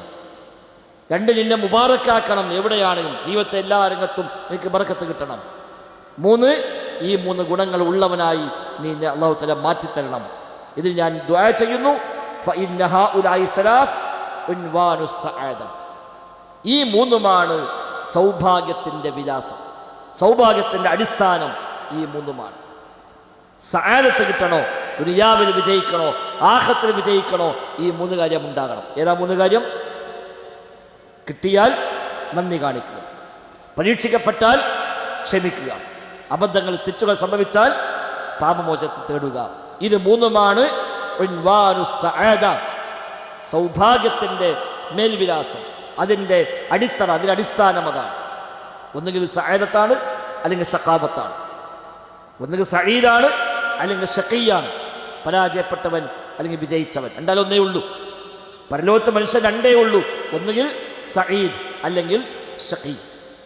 സഈദാവാൻ, സഅദത്ത് ലഭിക്കാൻ ഉണ്ടാവേണ്ടത് ഇത് മൂന്നുമാണ്. അതുകൊണ്ട് ഈ മൂന്നും ഉള്ളവരിൽ എന്നെ ഉൾപ്പെടുത്താൻ ഞാൻ പടച്ച റബ്ബിനോട് പ്രാർത്ഥിക്കുന്നു. അവൻ കരീമാണ്, ഔദാര്യവാനാണ്. റബ്ബുൽ അർശിൽ അദീം, മഹത്തായ അർശിൻ്റെ ഉടമസ്ഥനാണ് റബ്ബാണ് അവൻ. അവനോട് ഞാൻ നിനക്ക് വേണ്ടി ചോദിക്കുന്നു എന്ന് പറഞ്ഞുകൊണ്ടാണ് ശൈഖ് റഹ്മത്തുള്ളാഹി അലൈഹി തന്റെ കിതാബ് ആരംഭിക്കുന്നത് തന്നെ. ശേഷം അദ്ദേഹം പറയാണ്, ആ പ്രാർത്ഥന കഴിഞ്ഞ് അദ്ദേഹം വീണ്ടും നമ്മോട് ഓർമ്മപ്പെടുത്തുന്നു. ഒന്നുകൂടെ അദ്ദേഹം പറയും, ഇഅ്ലം, നീ അറിയണം. ഇഅ്ലം, നീ അറിയണം. അവിടെ കണ്ട ഒന്ന് നമ്മോട് നയിക്കുന്ന അഭിസംബോധനയാണ്. രണ്ട്, അറിയണം എന്ന് പറഞ്ഞിട്ടാണ് ഒരു കിതാബ് തുടങ്ങുന്നത്. അപ്പം അർത്ഥം എന്താണ്? താഴെ പറയാൻ പോണ കാര്യങ്ങൾ അറിഞ്ഞേ പറ്റൂ. ഇത് അറിയാതിരിക്കാൻ പറ്റൂല. ഇതെനിക്ക് അറിയായിരുന്നു റബ്ബേ എന്ന് പറഞ്ഞാൽ രക്ഷപ്പെടൂല. റബ്ബിനെ മുമ്പ് ചെല്ലുമ്പോൾ നിസ്കാരത്തിൻ്റെ മസല പഠിച്ചത് എനിക്കറിയില്ല എന്ന് പറയാൻ പറ്റും, അത് ചിലപ്പോൾ അംഗീകരിക്കപ്പെടും. എന്നാൽ തൗഹീദിൻ്റെ കാര്യം, അത് റബ്ബെ എനിക്കറിയില്ല, ഞാൻ അറിയാതെ ശിർക്ക് ചെയ്ത് പോയി, ഇല്ല, അത് പറയാൻ പറ്റില്ല. കാരണം അറിയാതെ സംഭവിക്കേണ്ട കാര്യമല്ല ശിർക്ക്. അറിയാതിരിക്കാൻ മാർഗമില്ല ശിർക്ക്. മനുഷ്യൻ്റെ സത്താവിനെ ആരാധിക്കാൻ അതെന്താ അറിയാതെക്കാൻ? അത് അറിയാതെക്കാനൊന്നുമില്ലല്ലോ. ഇത് അറിഞ്ഞേ പറ്റൂ. ഇഅ്ലം, നീ അറിയണം. അതാവട്ടെ കൽപ്പനാക്രിയയാണ്. ഇവിടെ അമ്രാണ്. കൽപ്പനാക്രിയ അറബി ഭാഷപ്രകാരം തദുല്ലു അലൽ വുജൂബ്, വാജിബാണ് എന്നർത്ഥമാണ്. ഒരു കാര്യം പറയുമ്പോൾ അമ്ര ഫിൽ ഉപയോഗിച്ചാൽ വാജിബാണ് എന്നാണ് ഒന്നാമത്തെ അർത്ഥം. വാജിബ് അല്ല എന്നാണെങ്കിൽ അതിന് തെളിവ് വേറെ കൊടുക്കണം എന്നാണ്. വാജിബ് അല്ലെങ്കിൽ അതിന് സാഹചര്യ തെളിവുകൾ, ഖരീഅത്തുകൾ വേറെ ഉണ്ടാകും. അല്ലെങ്കിൽ അത് വുജൂബാണ്. അപ്പം ഇത് അറിയൽ വാജിബാണ്. താഴെ പറയാൻ പോണ കാര്യങ്ങൾ അറിയൽ നിർബന്ധമാണ്. അവിടെ നീ അത് അറിഞ്ഞേ പറ്റൂ. നീ ഇഅ്ലം, നീ അറിയണം. എന്താ അറിയേണ്ടത്? അത് പറയും മുമ്പ് ശൈഖ് പിന്നെയും ദുആ ചെയ്യാം നമുക്ക് വേണ്ടി. അർസലക്കല്ലാഹു ലിത്വഅതിഹി. കണ്ടോ, വീണ്ടും ഒരു പ്രാർത്ഥന. ഇഅ്ലം എന്ന് പറഞ്ഞിട്ട് അറിയണം. എന്തറിയണം എന്ന് പറയുന്നതിന് മുമ്പ് ഒന്നുകൂടെ പ്രാർത്ഥിച്ചു. അർസലക്കല്ലാഹ്, പടച്ച റബ്ബിലേക്ക് മാർഗദർശനം നൽകട്ടെ. ലിത്വഅതിഹി, അവന് വഴിപ്പെടാൻ, അള്ളാഹുവിനെ കീഴ്പ്പെടാൻ, അവന് ഇബാദത്തുകൾ ചെയ്യാൻ, അവന് കീഴ്പ്പെടുന്ന അടിമയായി മാറാൻ റബ്ബ് നിനക്ക് മാർഗദർശനം നൽകട്ടെ, ഹിദായത്ത് നൽകട്ടെ. ഹിദായത്ത് കിട്ടിയെങ്കിലേ താഴെ പറയാൻ പോണ കാര്യം മനസ്സിലാവുള്ളൂ. തൗഫീഖ് ഉണ്ടെങ്കിലേ ഇത് മനസ്സിലാവുള്ളൂ. 50 കൊല്ലം കിതാബ് ഓതിയതുകൊണ്ട് ഇത് മനസ്സിലായിക്കൊള്ളുന്നില്ല. 50 കൊല്ലം വഅദ് പറഞ്ഞ ഒരാൾക്ക് ഇത് മനസ്സിലാവണമെന്നില്ല. പടച്ച റബ്ബിൻ്റെ പ്രത്യേകമായ ഹിദായത്ത്, തൗഫീഖ് അത് ലഭിച്ചെങ്കിലേ ഇത് മനസ്സിലാവണം. ഇഅ്ലം എന്ന് പറഞ്ഞ ഉടനെ പറഞ്ഞു അർസലക്കല്ലാഹു ലിത്വഅതിഹി. എന്താ ഇനി അറിയേണ്ടത്? അന്നൽ ഹനീഫിയ്യത മില്ലത്തു ഇബ്രാഹിം. അന്നൽ ഹനീഫിയ്യ, തീർച്ചയായും ഹനീഫിയത്ത് എന്ന് പറഞ്ഞാൽ, ഹനീഫം മുസ്ലിമാണല്ലോ. എന്താ ഹനീഫ്? ഹനീഫിയത്ത് ഋജുവായ, നെരുക്കുനേരെയുള്ള, വക്രതയില്ലാത്ത, വളവില്ലാത്തത്, അതാണ് ഹനീഫിയത്ത്. അതായത് മില്ലത്ത് ഇബ്രാഹിം, ഇബ്രാഹിം നബിയുടെ മില്ലത്ത്, ഇബ്രാഹിം നബിയുടെ മില്ലത്താകുന്ന ഹനീഫിയത്ത്. ഹനീഫ് അറബി ഭാഷ പ്രകാരം ഹനീഫ് എന്ന് പറഞ്ഞാൽ ചെറിയ വളവിനാ പറയും, ഒരു വളവ്. അയ്യോ ശരിക്കും ഹനീഫ് പറയാം. കാലിന് ചെറിയ വളവുണ്ടെങ്കിൽ ഒരു ഹനീഫ് എന്ന് പറയും. അഹിനഫ്, അഹിനഫ്, ഹനീഫ് എന്ന് പറയും കാലിന് ചെറിയ വളവുണ്ടെങ്കിൽ. അതാണ് ഭാഷാപരമായി ഹനീഫ് എന്ന് പറഞ്ഞാൽ ചെറിയൊരു വളവുള്ളതാണ്. ഇവിടെ ഇസ്ലാമിൻ്റെ ഭാഷയിൽ ഹനീഫ് എന്ന് പറഞ്ഞാൽ എല്ലാ ളലാലത്തും, എല്ലാ വഴികേടിൽ നിന്നും ഹക്കിലേക്ക് തിരിഞ്ഞവന്, വഴികേടൊക്കെ ഒഴിവാക്കി, ളലാലത്തെല്ലാം ഒഴിവാക്കി, തെറ്റായ മാർഗം ഒഴിവാക്കി, ശിർക്ക് ഒഴിവാക്കി, കുഫർ ഒഴിവാക്കി, പാപങ്ങൾ ഒഴിവാക്കി, നന്മയിലേക്ക്, തൗഹീദിലേക്ക്, ത്വാഅത്തിലേക്ക് തിരിയുന്നവനാണ് ഹനീഫ്. ആ വഴിയാണ് ഹനീഫിയത്ത്. അതാണ് മില്ലത്ത് ഇബ്രാഹിം. നേരെ ഓപ്പോസിറ്റാണ് ഹനഫ് എന്നതിന് ഓപ്പോസിറ്റാണ് ജനഫ്. ഒരു പുള്ളിട്ടാൽ മതി, ഹായിന് താഴെ പുള്ളിട്ടാൽ ജനഫ്. ജനഫ് എന്ന് പറഞ്ഞാലും അതും വളവാണ്. അത് സത്യത്തിൽ നിന്ന് അസത്യത്തിലേക്കുള്ള വളവാണ്. ഹനഫ് അസത്യത്തിൽ നിന്ന് സത്യത്തിലേക്കുള്ള തിരിയൽ, ജനഫ് സത്യത്തിൽ നിന്ന് അസത്യത്തിലേക്കുള്ള തിരിയൽ. ഖുർആൻ ഉപയോഗിച്ച വാക്ക് രണ്ടും. ജനഫ് എന്ന വാക്കും വിശുദ്ധ ഖുർആൻ അല്ലാഹു തആല ഉപയോഗിച്ചിട്ടുണ്ട്. അവിടെ നീ അറിയണം അന്നൽ ഹനീഫിയത്ത, തീർച്ചയായും ഹനീഫിയത്ത് എന്ന് പറഞ്ഞാൽ അഥവാ മില്ലത്ത് ഇബ്രാഹിം, അത് ആരുടെ മില്ലത്താണ്? ഇബ്രാഹിം നബിയുടെ മില്ലത്താണ്. ഇബ്രാഹിം നബിയാണ് ആദ്യം പ്രഖ്യാപിച്ചത് ഹനീഫ മുസ്ലിമ വമാ അന മിനൽ മുശ്രിക്കീൻ. ഹനീഫായി മുസ്ലിമായില്ല, വജ്ജഹ്തു വജ്ഹിയ ലില്ലാഹ്, പടച്ച റബ്ബിന് മുഖം തിരിച്ചിരിക്കുന്നു എന്ന് പ്രഖ്യാപിച്ച ആള് ഇബ്രാഹിം നബി സ്വല്ലല്ലാഹു അലൈഹി വസല്ലമയാണ്. വമാ അന മിനൽ മുശ്രിക്കീൻ, ഞാൻ മുശ്രിക്കീങ്ങളിൽ പെട്ടവനല്ല, ഞാൻ മുശ്രിക്കീങ്ങളിൽ പെട്ടവനല്ല, ഞാൻ ഹനീഫാണ്, മുസ്ലിമാണ് എന്ന് ഒന്നാമതായി പ്രഖ്യാപിച്ചത് ഇബ്രാഹിം നബി സ്വല്ലല്ലാഹു അലൈഹി വസല്ലമയാണ്. ആ ഇബ്രാഹിം നബിയുടെ മില്ലത്താണ് അല്ലാഹു തആല നമ്മോട് പിൻപറ്റാനായി പഠിപ്പിച്ചിരിക്കുന്നത്. ആ മില്ലത്ത് എന്ന് പറഞ്ഞാൽ അതാണ് അന്നൽ ഹനീഫിയത്ത, തീർച്ചയായും ഹനീഫിയത്ത്, വളവില്ലാത്ത, വക്രതയില്ലാത്ത, ഋജുവായ പാത എന്ന് പറഞ്ഞാൽ മില്ലത്ത് ഇബ്രാഹിം, അഥവാ ഇബ്രാഹീമിൻ്റെ മില്ലത്തായ ഹനീഫിയത്ത്. ഇബ്രാഹിം നബിയുടെ മില്ലത്തായ ഹനീഫിയത്ത് എന്ന് പറഞ്ഞാൽ അതെന്താണ്? അൻ തഅ്ബുദല്ലാഹ വഹ്ദഹ, അൻ തഅ്ബുദല്ലാഹ്, നീ അള്ളാഹുവിനെ ആരാധിക്കലാണ്, വഹ്ദഹു, അവനെ മാത്രം. അതാണ് ഹനീഫിയത്ത്. അള്ളാഹിനെ മാത്രം ആരാധിക്കുക, റബ്ബിനെ മാത്രം ഇബാദത്ത് ചെയ്യുക, അതാണ് ഹനീഫിയത്ത്. മുഖ്ലിസൻ ലഹുദ്ദീൻ, അവൻ നിഷ്കളങ്കമായി കീഴ്പ്പെട്ടുകൊണ്ട്, അള്ളാഹുവിന് നിഷ്കളങ്കമായി കീഴ്പ്പെട്ടുകൊണ്ട് റബ്ബിനെ മാത്രം ആരാധിക്കുക, അതാണ് ഹനീഫിയത്ത്. വബിദാലിക അമറല്ലാഹു ജമീഅൻ നാസി വഖലഖഹും ലഹാ. വബിദാലിക, ആ കാര്യമാണ് അമറല്ലാഹു, അള്ളാഹു കൽപ്പിച്ചിരിക്കുന്നത്, ജമീഅൻ നാസ്, എല്ലാ മനുഷ്യരോടും റബ്ബ് കൽപ്പിച്ച കൽപ്പന ഇതാണ്, ഹനീഫിയത്താണ്. അൻ തഅ്ബുദല്ലാഹ വഹ്ദഹ, റബ്ബിനെ മാത്രം ആരാധിക്കുക, ലാ ഇലാഹ ഇല്ലല്ലാഹ്, ഇതാണ് എല്ലാ മനുഷ്യന്മാരോടുമുള്ള കൽപ്പന. വഖലഖഹും ലഹാ, അതിനു വേണ്ടിയാണ് അല്ലാഹു തആല മനുഷ്യന്മാരെ സൃഷ്ടിച്ചിരിക്കുന്നതും. മനുഷ്യന്മാരല്ല പഠിച്ചത് എന്തിനാ? അല്ലാഹുവിനെ മാത്രം ആരാധിക്കാൻ. അതിനാ മനുഷ്യരെ പഠിച്ചത്. ഇവിടെ ഭൂമി വാങ്ങി വീട് വെക്കാനല്ല, ഇവിടെ കല്യാണം കഴിക്കാനല്ല, ജോലി ചെയ്യാനല്ല, അതൊക്കെ അനുബന്ധമാണ്. അത് സ്വാഭാവികമായി ഉണ്ടാകുന്ന ബൈ പ്രൊഡക്റ്റാണ്. അതിനല്ല അല്ലാഹു നമ്മളെ പഠിച്ചത്. അല്ലാഹു തആല സൃഷ്ടിച്ചത് വമാ ഖലഖ്തുൽ ജിന്ന വൽ ഇൻസ ഇല്ലാ ലിയഅ്ബുദൂൻ, മനുഷ്യരാവട്ടെ ജിന്നാവട്ടെ ഞാൻ സൃഷ്ടിച്ചിട്ടില്ല എന്നെ മാത്രം ആരാധിക്കാൻ വേണ്ടി അല്ലാതെ. നമ്മൾ സൃഷ്ടിപ്പിൻ്റെ അടിസ്ഥാന ലക്ഷ്യം അല്ലാഹുവിനെ ഇബാദത്ത് ചെയ്യലാണ്. അതാണ് ഹനീഫിയത്ത്. അൻ തഅ്ബുദല്ലാഹ വഹ്ദഹ, അവനെ മാത്രം ഇബാദത്ത് ചെയ്യുക, മുഖ്ലിസൻ ലഹുദ്ദീൻ, കീഴ്വണക്കം, താഴ്മ അവനെ നിഷ്കളങ്കമാക്കിക്കൊണ്ട്. അതാണ് ഹനീഫിയത്ത്. അതിനാണ് അല്ലാഹു തആല കൽപ്പിച്ചത്. അതാണ് എല്ലാ മനുഷ്യന്മാരുടെ കൽപ്പന. അതിലേക്കാണ് എല്ലാ അമ്പിയാക്കളെയും അല്ലാഹു തആല അയക്കുകയും അവർ ക്ഷണിക്കുകയും ചെയ്തും അതിലേക്കാകുന്നു. അതുകൊണ്ട് ഏഴിലം നീ അറിയണം. വീണ്ടും ഏഴിലം കണ്ട ഒന്നുകൂടെ ആവർത്തിക്കണം, ഇതറിയാതെ പോകാൻ പറ്റില്ല. അർസലക്കല്ലാഹു ലിത്വഅതിഹി അന്നൽ ഹനീഫിയത മില്ലത്ത് ഇബ്രാഹിം അൻ തഅബുദല്ലാഹ മുഖ്ലിസൻ ലഹുദ്ദീൻ. ഇതാണ് ഹനീഫിയത്ത്. അല്ലാഹുവിന് ഇബാദത്ത് എടുക്കുക, മുഖ്ലിസൻ ലഹുദ്ദീൻ, കീഴ്വണക്കം റബ്ബിനെ ഇഖ്ലാസാക്കിക്കൊണ്ട്, അവനെ നിഷ്കളങ്കമാക്കിക്കൊണ്ട് റബ്ബിനെ ആരാധിക്കുക. അതാകുന്നു ഹനീഫിയത്ത് എന്ന് നീ അറിയണം. അപ്പൊ ശരിയായ മതം, വക്രതയില്ലാത്ത മതം, വളവില്ലാത്ത മതം എന്ന് പറഞ്ഞാൽ ഇതാണ് ഹനീഫിയത്താണ്. അത് മില്ലത്ത് ഇബ്രാഹിമാണ്. റബ്ബിനെ മാത്രം ആരാധിക്കലാണ്. അതിനുവേണ്ടിയാണ് സൃഷ്ടിക്കപ്പെട്ടത്. അതിനാണ് അള്ളാഹുവിൻ്റെ കൽപ്പനയുള്ളതും. കമാ ഖാല തആല, അല്ലാഹു തആല പറഞ്ഞതുപോലെ വമാ ഖലഖ്തുൽ ജിന്ന വൽ ഇൻസ ഇല്ലാ ലിയഅ്ബുദൂൻ. സൂറത്തുൽ ദാരിയാത്തിലെ 56-ാമത്തെ വചനമാണ്. വമാ ഖലഖ്തുൽ ജിന്ന വൽ ഇൻസ ഇല്ലാ ലിയഅ്ബുദൂൻ. ഇൻസാവട്ടെ ജിന്നാവട്ടെ എന്നെ ആരാധിക്കുവാൻ വേണ്ടി അല്ലാതെ ഞാൻ സൃഷ്ടിച്ചിട്ടില്ല എന്നല്ല പറഞ്ഞുവല്ലോ. അപ്പം അതിനു വേണ്ടി അല്ലാതെ പടച്ചിട്ടില്ല എന്ന് പറഞ്ഞാൽ അതിനു വേണ്ടി തന്നെയാണ് സൃഷ്ടിച്ചിരിക്കുന്നത്. അപ്പം മനുഷ്യ സൃഷ്ടിപ്പിൻ്റെ ലക്ഷ്യമെന്ത്? തൗഹീദ്. അള്ളാഹ്ക്ക് മാത്രം ഇബാദത്ത് ചെയ്യുക, റബ്ബിനെ മാത്രം ആരാധിക്കുക. അതാണ് ഫൈദ അറഫ്ത. അതുകൊണ്ട് എനിക്ക് മനസ്സിലായാൽ, ഫൈദ അറഫ്ത, എനിക്ക് ബോധ്യമായാൽ, നീ അറിഞ്ഞാൽ, അന്നല്ലാഹ ഖലഖക ലിഇബാദത്തിഹി, അന്നല്ലാഹ, തീർച്ചയായും അല്ലാഹു തആല ഖലഖക, നിന്നെ സൃഷ്ടിച്ചിരിക്കുന്നു, ലിഇബാദത്തിഹി, അവനെ ഇബാദത്ത് ചെയ്യാൻ വേണ്ടിയാണ് അള്ളാഹ് എന്നെ പടച്ചത് എന്ന് എനിക്ക് ബോധ്യമായി കഴിഞ്ഞാൽ, ഫഇലം, എന്നാ നീ മനസ്സിലാക്കുക. രണ്ടാമത്തെ പോയിന്റ്.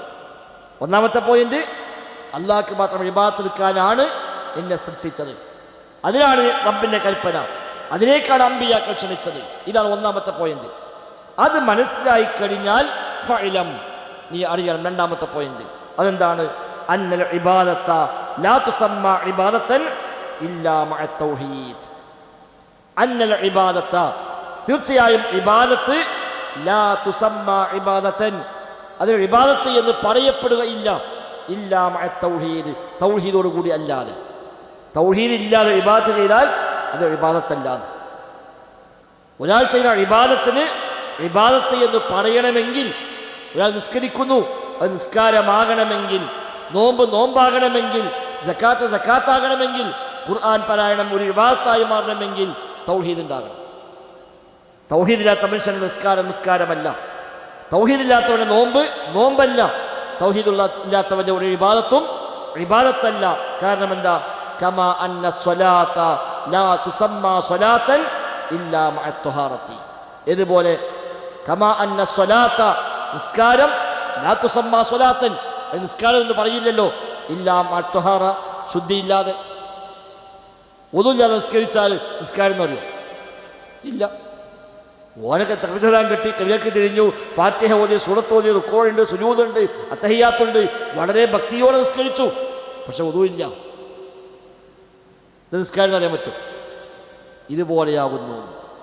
ഒന്നു ഇല്ലാത്തവൻ്റെ നിസ്കാരം നിസ്കാരമല്ല. ഒരാൾ രാവിലെ ഒന്നുണ്ടാക്കി ളുഹർ വരെ ഒതു മുറിയാതെ കീപ്പ് ചെയ്തു, ഒരു ഒതുണ്ട്. അങ്ങനെ സമയമായപ്പോൾ അവിടത്തൊക്കെ മടച്ച് കവിലക്ക് മുന്നിട്ട് ഇവിടെ വന്നിരുന്നിട്ട് തക്ബീർ ചൊല്ലാൻ നേരത്തെ ഒതുവാണ് മുറിഞ്ഞു. വലിയ കാര്യമുണ്ടോ? അങ്ങനെ നിസ്കരിക്കും. അത് സാധ്യത, രാവിലെ മുതൽ ഒതുണ്ടല്ലോ, സാരമില്ല. അങ്ങനെ നിസ്കരിച്ചാൽ ആ നിസ്കാരത്തിന് വലിയ കാര്യമുണ്ടോ? ഇതുപോലെയാണ് തൗഹീദില്ലാത്തവൻ്റെ ഇബാദത്ത് ഇബാദത്തല്ല. ഒരുപാട് നിസ്കരിക്കുന്നുണ്ട്, തൗഹീദില്ല. ഒരുപാട് നോമ്പ് നോക്കുന്നുണ്ട്, തൗഹീദില്ല. ഭയങ്കര മുത്തഖിയാണ്. എന്താണ് ഇബാദത്ത്? വലിയ ആബിദാണ്.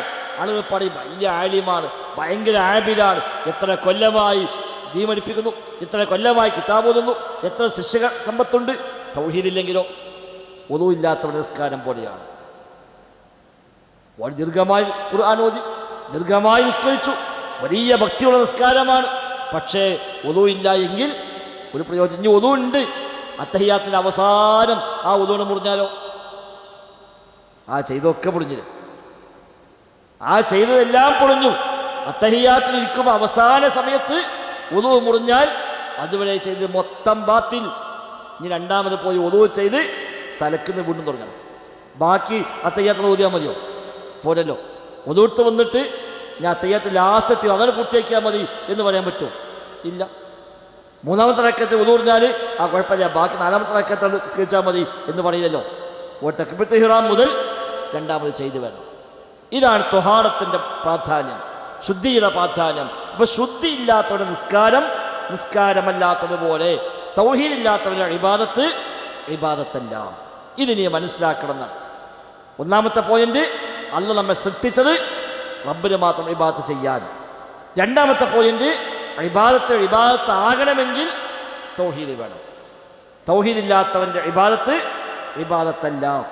ഫഇദാ ദഖല ശിർകു ഫിൽ ഇബാദത്തി, അപ്പോൾ ഇബാദത്തിന് ശിർക്ക് സംഭവിച്ചാൽ, ഫഇദാ ദഖല ശിർകു, ശിർക്ക് പ്രവേശിച്ചാൽ, ഫിൽ ഇബാദ, ഇബാദത്തിന് ശിർക്ക് കടന്നുകൂടിയാൽ, ഫസദത്, ആ ഇബാദത്ത് ഫസാദായി. ഏതുപോലെ? കൽ ഹദസി, ഒരു അശുദ്ധിയെപ്പോലെ. ഇദാ ദഖല ഫി ത്വഹാറ, ശുദ്ധിയിൽ അശുദ്ധി പ്രവേശിച്ചാൽ അത് എങ്ങനെ ബാത്തിലാകുമോ ഫസാദാകുമോ എന്നതുപോലെ ഇബാദത്തിൽ ശിർക്ക് കയറിയാൽ ആ ഇബാദത്ത് ബാത്തിലായി. ഇത് നീ അറിയണം. ഖവായിദ് തുടങ്ങിയിട്ടില്ല, ഖവായിദ് ആരംഭിച്ചിട്ടില്ല. ഇത് മുഖദ്ദിമയാണ്, ആമുഖമാണ്. അപ്പോൾ ശൈഖ് രണ്ട് കാര്യം ഓർമ്മപ്പെടുത്തി, നമുക്കിവിടെ പ്രാർത്ഥിച്ചു, ഇതിന്റെ പ്രാധാന്യം പറഞ്ഞു. എന്നിട്ട് പറഞ്ഞ രണ്ട് കാര്യം ഓർക്കണം. ഒന്ന്, റബ്ബ് നിന്നെ സൃഷ്ടിച്ചത് അവനെ മാത്രം ആരാധിക്കാൻ, അതാണ് ഹനീഫിയത്ത്, അതാണ് മില്ലത്ത് ഇബ്രാഹിം, അതാണ് എല്ലാ മനുഷ്യന്മാർക്കുമുള്ള റബ്ബിന്റെ കൽപ്പന, അതാണ് അമ്പിയാക്കളെ മുഴുവൻ ദഅവത്ത്. രണ്ട്, ഇബാദത്താകണമെങ്കിൽ തൗഹീദ് അനിവാര്യമാണ്. തൗഹീദ് ഇല്ലാത്തവരുടെ ഇബാദത്ത് ഇബാദത്തല്ല. ഏതുപോലെ? വുളൂ ഇല്ലാത്തവന്റെ നിസ്കാരം നിസ്കാരമല്ലാത്തതുപോലെ. ഇതും നീ അറിയണം എന്ന് ശൈഖ് റഹിമഹുല്ലാഹ് പ്രത്യേകമായി നമ്മെ ഓർമ്മപ്പെടുത്തുന്നു. ഈ രണ്ട് പോയിന്റ് ഒരാൾക്ക് മനസ്സിലായി കഴിഞ്ഞാൽ, അത് ബോധ്യമായി, അത് ഉൾക്കൊണ്ടു, അത് അംഗീകരിച്ചു എങ്കിൽ അവനോട് ഇനി വർത്താനുള്ളൂ.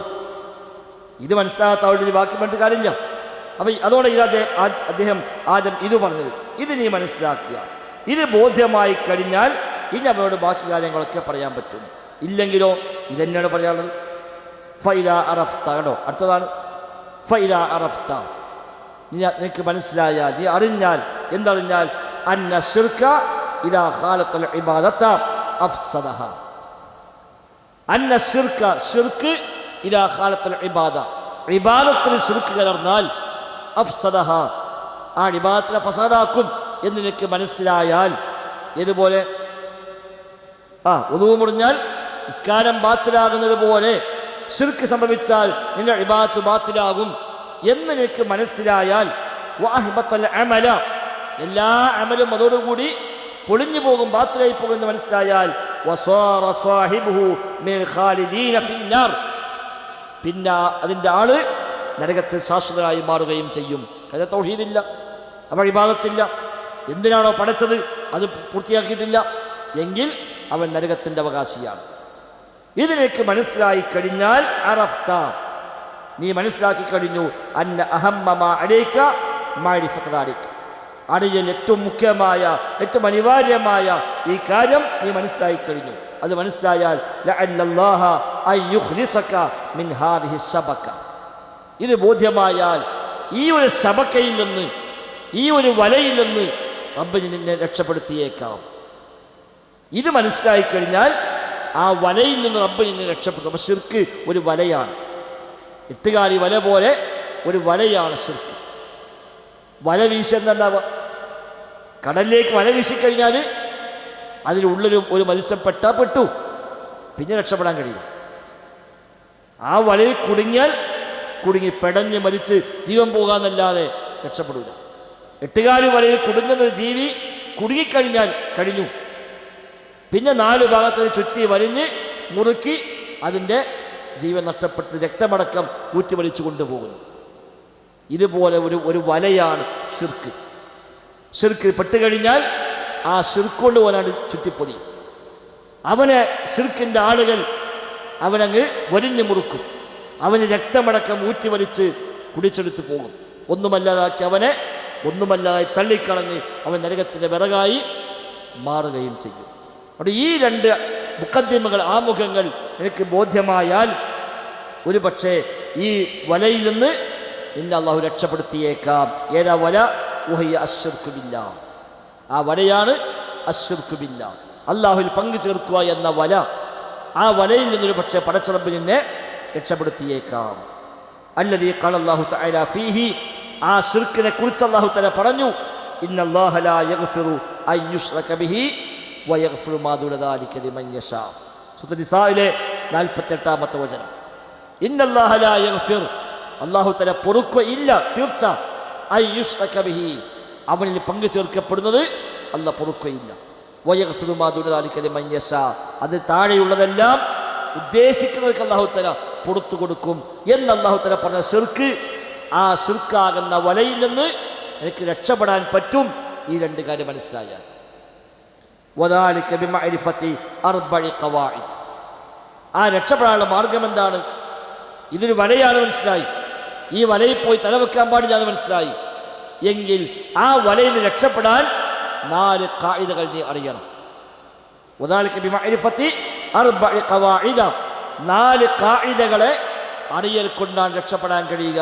ദക്കറ അല്ലാഹു തആല ഫീ കിതാബിഹി, ആ 4 ഖായിദകൾ അല്ലാഹു ഖുർആനിൽ പറഞ്ഞ ഖായിദയാണ്. ശൈഖിൻ്റെ ഖായിദയല്ല, അദ്ദേഹം ഉണ്ടാക്കിയ ഒരു ഖായിദയല്ല, അദ്ദേഹത്തിൻ്റെ ഭാഗം ഒന്നുമില്ല.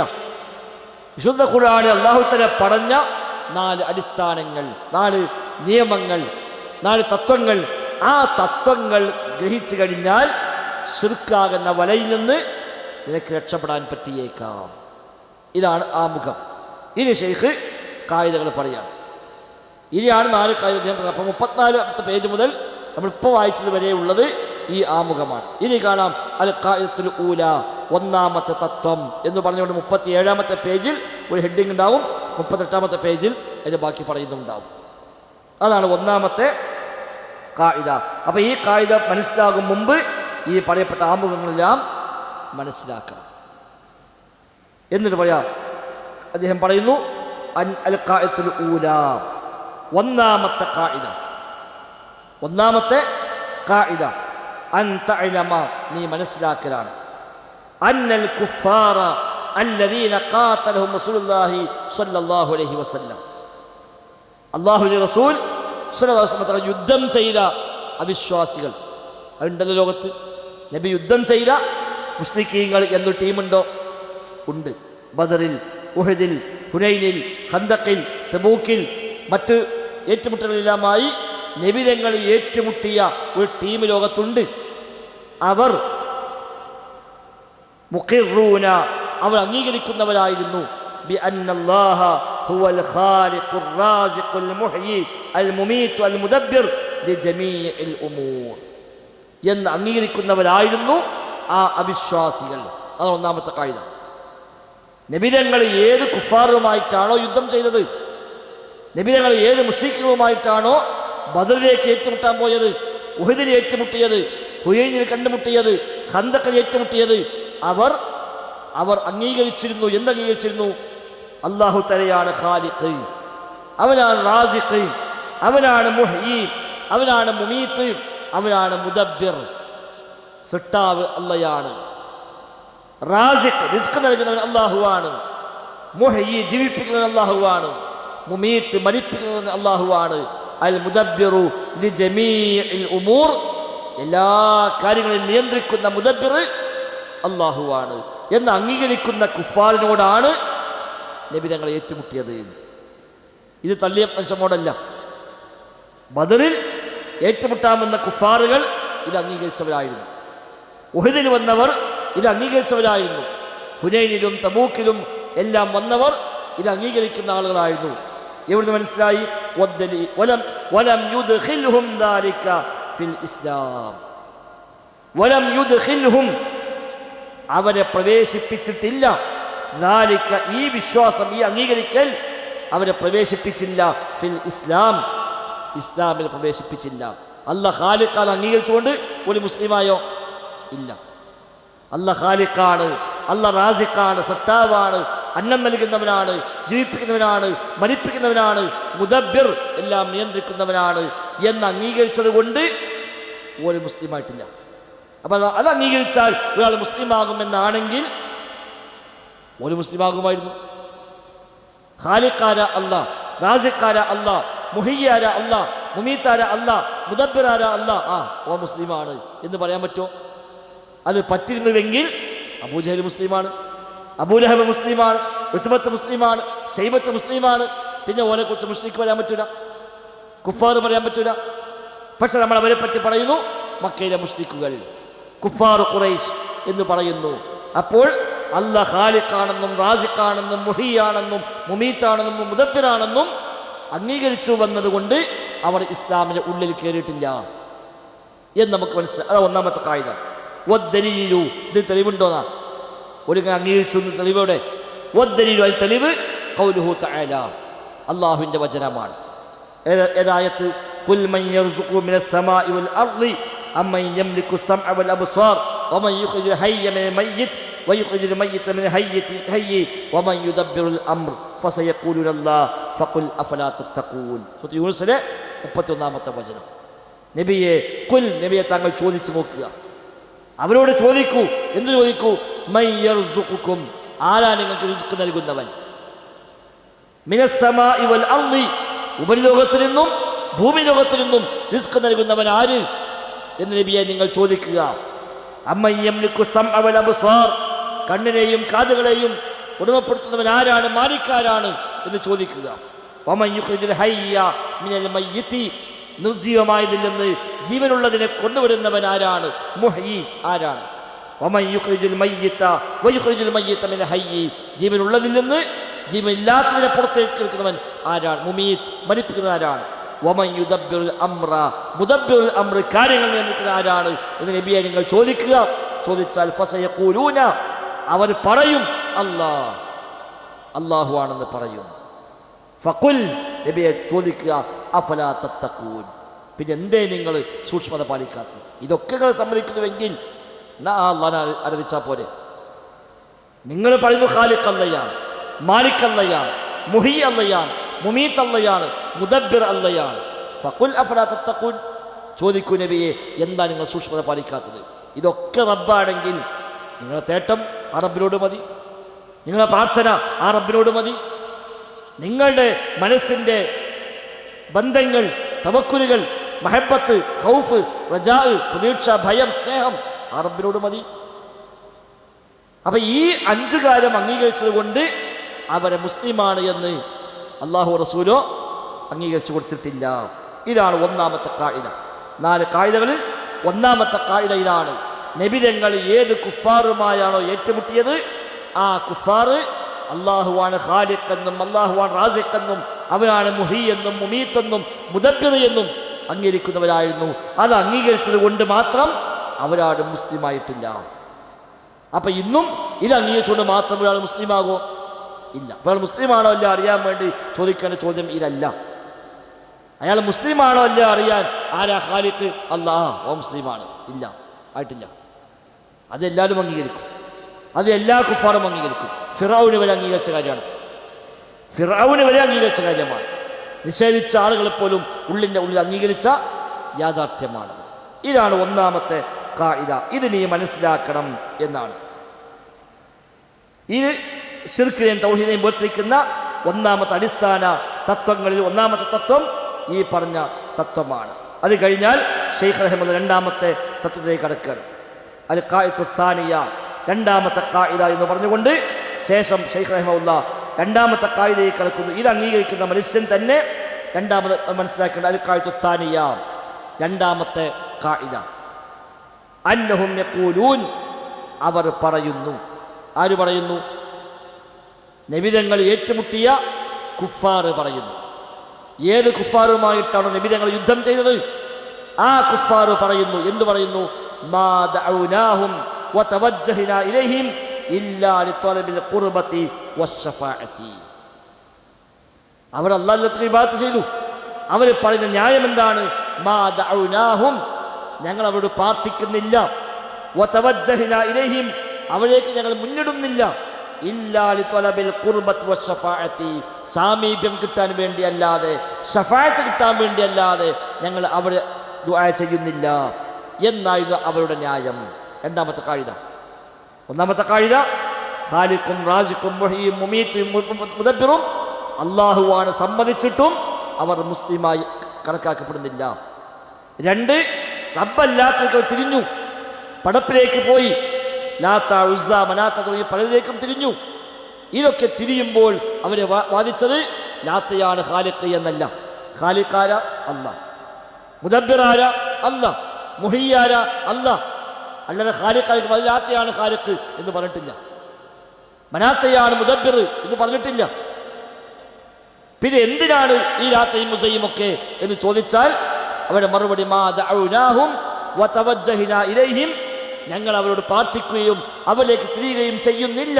എന്തിനല്ലാതെ ഇല്ലാ ലിത്വലബിൽ ഖുർബതി വശഫാഅതി, അല്ലാഹുവിലേക്ക് അടുപ്പിക്കുവാൻ, റബ്ബിന്റെ സാമീപ്യം നേടിത്തരുവാൻ, റബ്ബിന്റെ പക്കൽ നമുക്ക് വേണ്ടി ശുപാർശ ചെയ്യുവാൻ, ഇതിലല്ലാതെ ഞങ്ങൾ അവരെ പിടിക്കുന്നില്ല. ഞങ്ങൾ അവരെ സ്വീകരിക്കുന്നത് അല്ലാഹുവിലേക്ക് ഞങ്ങൾ അടുപ്പിച്ചു തരണം, റബ്ബിന്റെ സാമീപ്യം നേടിത്തരണം, അവർ റബ്ബിനടുക്ക് ഞങ്ങൾക്ക് വേണ്ടി ശുപാർശ ചെയ്യണം. ഇതിനു വേണ്ടി അല്ലാതെ ഞങ്ങൾ അവരിലേക്ക് തിരിഞ്ഞിട്ടില്ല എന്നാണ് അവരുടെ ന്യായം. എവിടുന്ന് കിട്ടി? തെളിവുണ്ടോ? വദ്ദലീലു ഫദലീലുൽ ഖുർബതി, സാമീപ്യം അവർ പറഞ്ഞതിന് തെളിവ് ഖൗലുഹു തആല, റബ്ബിന്റെ വചനമാണ്. വല്ലദീന ഇത്തഖദൂ മിൻ ദൂനിഹി ഔലിയാഅ മാ നഅ്ബുദുഹും ഇല്ലാ ലിയുഖദ്ദിബൂനാ ഇലല്ലാഹി സുൽഫാ. അൽ ആയ, സൂറത്തുൽ സുമറിലെ 3-ാമത്തെ വചനം. വല്ലദീന ഇത്തഖദൂ മിൻ ദൂനിഹി ഔലിയാഅ, അല്ലാഹുവിന് പുറമെ രക്ഷാധികാരികളെ, ഔലിയാഇനെ സ്വീകരിച്ച ആളുകൾ, പടച്ച റബ്ബിന് പുറമെ രക്ഷാധികാരികൾ സ്വീകരിച്ച ആളുകൾ, അവർ പറയുന്ന ന്യായം എന്താണ്? മാ നഅ്ബുദുഹും, ഞങ്ങൾ അവരെ ആരാധിക്കുന്നില്ല, ഇല്ലാ ലിയുഖദ്ദിബൂനാ ഇലല്ലാഹി സുൽഫാ, അവർ ഞങ്ങൾ അല്ലാഹുവിലേക്ക് അടുപ്പിക്കുവാൻ വേണ്ടി അല്ലാതെ ഞങ്ങൾ ആരാധിക്കുന്നില്ല. അവർ ഖാലിഖായതുകൊണ്ടല്ല, അവർ റാസിഖായതുകൊണ്ടല്ല, അവർ മുഹിയായതുകൊണ്ടല്ല, അവർ മുമീത്തായതുകൊണ്ടല്ല, അവർ മുദബ്ബിറായതുകൊണ്ടല്ല, അവർ മാലിക്കായതുകൊണ്ടല്ല. പിന്നെയോ അവർ ഞങ്ങൾ റബ്ബിലേക്ക് അടുപ്പിക്കും, അവർ ഞങ്ങൾക്ക് വേണ്ടി ശുപാർശ ചെയ്യും, അതിനു വേണ്ടി അല്ലാതെ ഞങ്ങൾ അവരെ ആരാധിക്കുന്നില്ല എന്നാണ് അവരുടെ ന്യായം എന്ന് സൂറത്തുൽ സുമറിൽ ഖുർബത്ത് പറഞ്ഞു, റബ്ബിലേക്ക് അടുപ്പിക്കാൻ പറഞ്ഞു. വദലീലു ശഫാഅത്തി, ശഫാഅത്തിന്റെ തെളിവെന്നാണ് ഖൗലുഹു തആല വയഅബ്ദൂന മിൻ ദൂനില്ലാഹി മാ ലാ യദുർറുഹും വലാ യൻഫഉഹും വയഖൂലുന ഹൗലായി ശുഫാഉനാ ഇൻദല്ലാഹ്. സൂറത്ത് യൂനുസിലെ 18-ാമത്തെ വചനം. വയഅബ്ദൂന മിൻ ദൂനില്ലാഹ്, അല്ലാഹുവിന് പുറമെ അവർ ആരാധിക്കുന്നു, മാ ലാ യദുർറുഹും, അവർക്ക് ഒരു ഉപദ്രവവും ചെയ്യാത്തതിനെ, വലാ യൻഫഉഹും, ഒരു ഉപകാരവും ചെയ്യാത്തതിനെ. ആരാധിച്ചാൽ ഉപകാരമില്ല, ആരാധിച്ചില്ലെങ്കിൽ ഉപദ്രവം ചെയ്യൂല, അങ്ങനത്തെയാണ് അവർ ആരാധിക്കുന്നത്. എന്നിട്ടോ വയഖൂലൂന, അവർ പറയുന്നു ഹൗലായി ശുഫാഉനാ ഇൻദല്ലാഹ്, ഇവരെല്ലാം അല്ലാഹുവിൻ്റെ പക്കൽ ഞങ്ങളുടെ ശുപാർശക്കാരാണ്. ഈ ലാത്തയും ഉസ്സയും മനാത്തയും ഇബ്രാഹിം നബിയും ഇസ്മായിൽ നബിയും ഒക്കെ റബ്ബിൻ്റെ അടുക്കൽ ഞങ്ങളുടെ ശുപാർശക്കാരാണ് എന്നാണ് അവർ പറയുന്നത്. ഖുൽ, നബിയെ താങ്കൾ ചോദിക്കുക, അതുനബ്ബിഊനല്ലാഹ്, നിങ്ങൾ പടച്ച റബ്ബിനെ അങ്ങോട്ട് അറിയിച്ചു കൊടുക്കുകയാണോ? ബിമാ ലാ യഅലമു ഫിസ്സമാവാതി വലാ ഫിൽ അർദ്, ആകാശങ്ങളിലോ ഭൂമിയിലോ അല്ലാഹ്ക്കറിയില്ല അങ്ങനെ ശുപാർശകൾ. അല്ലാഹുവിലേക്ക് അടുപ്പിക്കാൻ കുറേ ആളുകൾ അവിടെയും ഇവിടെ അല്ല വെച്ചിട്ടില്ല. റബ്ബിൻ്റെ പക്കൽ പോയി ശുപാർശ ചെയ്തിട്ട് കാര്യം നേടിക്കൊടുക്കാനുള്ള ശുപാർശക്കാരനെ അല്ല സ്ഥാപിച്ചിട്ടില്ല. അപ്പം റബ്ബറിയാത്ത ഒന്ന് റബ്ബിനെ അങ്ങനെ അറിയിച്ചു കൊടുക്കുകയാണോ എന്ന് ചോദിക്കുക നബിയെ. സുബ്ഹാനഹു വതആല അമ്മാ യുശ്രികൂൻ, അവർ ഈ പങ്കുചേർക്കുന്നതൊക്കെ പടച്ച റബ്ബ് എത്ര പരിശുദ്ധനാണ്, എത്ര ഉന്നതനാണ്. അപ്പം അത് ശിർക്കാന്ന് വന്നു. ശഫാഅത്ത് പറഞ്ഞപ്പോഴും സുബ്ഹാനഹു വതആല അമ്മാ യുശ്രികൂൻ, ശിർക്ക് ചെയ്യുന്നതിൽ നിന്ന് റബ്ബ് എത്ര പരിശുദ്ധൻ. അടുപ്പിക്കുവാനും വേണ്ടിയാണെന്ന് പറഞ്ഞതിനും ശിർക്കായിട്ട് പരിചയപ്പെടുത്തിയത്. അല്ല എത്ര പരിശുദ്ധനാണ്. അള്ളാഹ്ക്ക് ഇവിടെ അടുപ്പിക്കുന്ന ആളുകൾ കുറേ ആൾക്ക് അവിടെ ഇവിടേക്ക് അല്ല ഇങ്ങനെ പോസ്റ്റിലൊക്കെ എന്തിന് നിങ്ങൾക്ക് വല്ല ആവശ്യമുണ്ടോ അവിടെ പറഞ്ഞോളി, ഓമടെ ഒന്ന് പറഞ്ഞോളും. നിങ്ങൾക്ക് വല്ലതും ചെയ്യാനുണ്ടോ റെക്കമെൻഡ് ഇവിടെ ആളുണ്ട്, ഓനെ പിടിച്ച് വന്നാൽ മതി. ഇങ്ങനെ ഒരു ഷാഫിനെ അല്ല വെച്ചിട്ടില്ല, ഇങ്ങനെ ഒരു അടുപ്പിക്കുന്നതിന് അല്ല നിശ്ചയിച്ചിട്ടില്ല. ആകാശങ്ങളിലുമില്ല ഭൂമിയിലുമില്ല, ആകാശങ്ങളിലുമില്ല ഭൂമിയിലുമില്ല അങ്ങനത്തെ ഒന്ന്. അത് അള്ളാഹ്ക്കറിയില്ല അങ്ങനെയുള്ളത്. പിന്നെ നിങ്ങൾ ആണ്ട് പഠിപ്പിക്കാണോ എന്നാണ്. നിങ്ങൾ ഒരുത്തനെ കൊണ്ടുവരാ, ലാത്തനെ കൊണ്ടുവരാ, നിങ്ങൾ പറയാ ലാത്ത വലിയവനാണ്. അതേ നിങ്ങൾ പറയാ ഈ ലാത്ത അള്ളാഹുവിലേക്ക് അടുപ്പിക്കും. അതേ നിങ്ങൾ പറയാ ഈ ലാത്ത ശുപാർശ ചെയ്യും. എവിടുന്ന് കിട്ടി നിങ്ങൾക്ക് വെച്ചു? ആര് പഠിപ്പിച്ചു? ഒരുത്തനെ കൊണ്ടുവരാ മുദബ്ബിർ ആലമ, ലോകം നിയന്ത്രിക്കുന്ന ആളാണ്. ആരാ പറഞ്ഞത്? നമ്മൾ തന്നെ. പഠിച്ചോൻ പറഞ്ഞതല്ല, നബിതങ്ങൾ പറഞ്ഞതല്ല, മനുഷ്യന്മാരെ പറയാ ഇയാളെ മുദബ്ബിർ ആലമാണ്, ഇയാൾക്ക് ഒരുപാട് കഴിവല്ല കൊടുത്തു.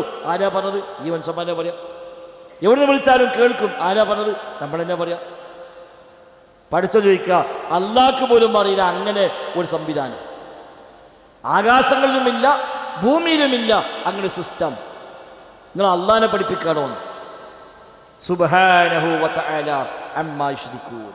അവരാ പങ്കു ചേർക്കുന്നതിൽ നിന്നൊക്കെ പടച്ച റബ്ബ് എത്ര പരിശുദ്ധൻ. അല്ലാഹ് അതൊന്നുമല്ല, അള്ളാഹ്ക്ക് യോജിച്ചതല്ല. അള്ളാഹ് ഒരു ശുപാർശക്കാരനെ ഇടയിൽ വെച്ചു പറഞ്ഞാൽ പിന്നെ അല്ലല്ല.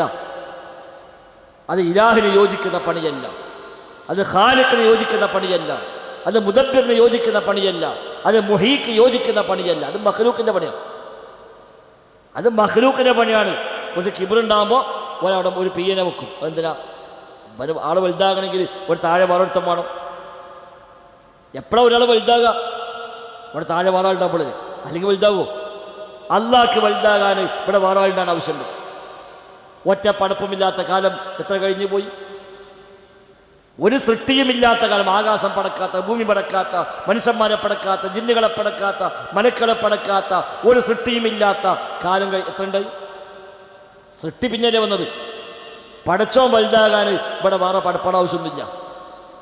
അള്ളാഹ് അലീമാവാൻ, സമീആവാൻ, ബസീറാവാൻ, മുഹീയാവാൻ, മുമീത്താവാൻ, റാസിഖാവാൻ, മാലിക്കാവാൻ, ഖാലിഖാവാൻ ഒരു പടപ്പും ആവശ്യമില്ല. നാം മഖ്ലൂഖ് അങ്ങനെയല്ല. മഖ്ലൂഖ് വലുതാകണമെങ്കിൽ ഓനെ വലുതാക്കാൻ ആൾ വേണം. ഒരു സ്ഥാനം വേണമെങ്കിൽ ആ സ്ഥാനത്ത് നിർത്താൻ ആൾ വേണം. അല്ലെങ്കിൽ എന്ത് സ്ഥാനപ്പെടും? അല്ലെങ്കിൽ സ്ഥാനമില്ലല്ലോ. ഒരു സ്ഥാനത്ത് കൊണ്ടുപോയി നിർത്താൻ ഒരാളുമില്ലെങ്കിൽ എന്ത് സ്ഥാനം? അപ്പം ഇത് മനുഷ്യന്മാരുടെ സ്വഭാവമാണ് ഇടയിൽ ആളെ വെക്കാൻ. മനുഷ്യന്മാരുടെ സ്വഭാവമാണ് റെക്കമെൻഡിന് ആളെ നിശ്ചയിച്ചു കൊടുക്കാൻ. പടച്ചോണിനോട് യോജിക്കുന്നതേ അല്ലാന്ന്. അല്ലാഹു തആല റബ്ബിലേക്ക് റെക്കമെൻഡിന് ആളെ വെച്ചു എന്ന് പറഞ്ഞാൽ പിന്നെ ഇലാഹല്ല, ഇലാഹിന് യോജിക്കുന്ന പണിയല്ല. അതാണ് സുബ്ഹാനഹു വ തആല. അല്ലാഹു എത്ര പരിശുദ്ധനാണ്, അവരെത്ര ഉന്നതനാണ്. നിങ്ങൾ ഈ പങ്കു ചേർക്കുന്ന, അവരെ പങ്കു ചേർക്കുന്നതിൽ നിന്നൊക്കെ പടച്ച റബ്ബ് എത്ര ഔന്നത്യമുള്ളവനാണ്, എത്ര വലിയവനാ അല്ലാഹ്. ഇതിനൊക്കെ എത്ര മേലെയാണ് പടച്ച റബ്ബ്. ഒരിക്കൽ അല്ലാഹനെ മനസ്സിലായിട്ടില്ല. അതാണ് രണ്ടാമത്തെ കായികയായി ശൈഖ് റഹിമഹുല്ലാഹ് പറഞ്ഞത്. ഒന്നാമത്തെ കായിക നബിതങ്ങൾ യുദ്ധം ചെയ്ത കുഫാർ അള്ളാഹുവിനെ ഖാലിഖായും റാസിഖായും മുഹിയായും മുമീത്തായും മുദബ്ബിറായും ഒക്കെ അംഗീകരിക്കുന്നവരായിരുന്നു. രണ്ടാമത്തെ കായിക, അവർ റബ്ബിന് പുറമെ ഉള്ളവരെ സ്വീകരിച്ചപ്പോൾ അവർ പറഞ്ഞ ന്യായം, ഇവർ റബ്ബിലേക്ക് ഞങ്ങൾ അടുപ്പിക്കുന്നവരും റബ്ബിൻ്റെ പക്കൽ ഞങ്ങളുടെ കാര്യം ശുപാർശ ചെയ്ത് നേടിത്തരുന്നവരുമാകണ് എന്നാണ് അവർ പറഞ്ഞ ന്യായം. ആ രണ്ട് ന്യായങ്ങളെയും അല്ലാഹു തആല അംഗീകരിച്ചു കൊടുത്തിട്ടില്ല. അത് ശരിയാണെങ്കിൽ അല്ലാഹു പറയാം എന്നാ കുഴപ്പമില്ല എന്ന് പറയില്ലേ? അത്രയേ ഉള്ളൂ, എന്നാ കുഴപ്പമില്ല. നബിയല്ലേ പറയേണ്ടത്. നബിതങ്ങൾ വന്ന് തൗഹീദ് പറയുമ്പോൾ, ഇസ്ലാമിൽ ക്ഷണിക്കുമ്പോൾ ഇവർ പറയാം മുഹമ്മദ് ഞങ്ങൾ ഇതാണ് ചെയ്യുന്നത്, റബ്ബിലേക്ക് അടുപ്പിക്കാൻ വേണ്ടിയാണ്, ശഫാഅത്തിന് വേണ്ടിയാണ്. അങ്ങനെയാണോ? എന്നാ ഓക്കെ, സമ്മതിച്ചു, പ്രശ്നമില്ല എന്ന് നബിതങ്ങൾ പറഞ്ഞിട്ടില്ലല്ലോ. ഈ ന്യായം പറഞ്ഞ മനുഷ്യന്മാരോട് നബിതങ്ങൾ യുദ്ധം ചെയ്യുക ചെയ്തത്. ഈ ന്യായം പറഞ്ഞവരോട് നബിതങ്ങൾ ബദറിൽ ഏറ്റുമുട്ടി, ഉഹദിൽ ഏറ്റുമുട്ടി. അല്ല ഈ ഇത്രയേ ഉള്ളൂ, എന്നാൽ നമ്മളൊക്കെ ഒന്നാണ് എന്ന് പറഞ്ഞിട്ടില്ല. അതാണ് രണ്ടാമത്തെ കായിക. ഇനി 3-4 കായിക നമുക്ക് നാളെ പഠിക്കാം. ഈ 4 കായികകൾ മനസ്സിലാക്കി കഴിഞ്ഞാൽ പിന്നെ വസുൽക്ക് പോകില്ല. എന്ത് വന്നാലും ശരി, തൗഹീദ് വിട്ടുള്ള കളി. ആരെന്തു പറഞ്ഞാലും ശരി, എനിക്കെൻ്റെ റബ്ബ് മതി, എനിക്കെന്ത് മഖ്ലൂഖ്, എനിക്കെന്തിന് പടപ്പ്, ഒന്നും ആവശ്യമില്ല. ആരെ കൊണ്ടേ വലുതാക്കി വലിയ ആളാണ്, മഹാനാണ്, ആയിക്കോട്ടെ, അല്ലാഹുവിന്റെ സ്ഥാനത്തേക്ക് എത്തില്ല. അപ്പം ശിർക്കിനെയും തൗഹീദിനെയും വേർതിരിച്ച് മനസ്സിലാക്കാനുള്ള 4 കായികകളാണ് ഈ കിതാബിൽ കിതാബ് പകുതി കഴിഞ്ഞു. 2 കായിക കഴിഞ്ഞു. ഈ 2 കായിക നാളത്തോടെ നമുക്ക് പൂർത്തിയാക്കാം. തൗഹീദ് ശരിയാമണ്ണം ഗ്രഹിച്ച് ഉൾക്കൊണ്ട് ശരിയായ മുവഹിദുകളായി, ശരിയായ മുത്തഖീങ്ങളായി ജീവിച്ചു മരിക്കാൻ ശ്രമിക്കാം. റബ്ബ് സുബ്ഹാനഹു വ തആല തൗഫീഖ് നൽകി അനുഗ്രഹിക്കുമാറാവട്ടെ. ബാറക്കല്ലാഹു ഫീന ജമീഅ. അസ്സലാമു അലൈക്കും വറഹ്മത്തുള്ളാഹി വബറകാതുഹു.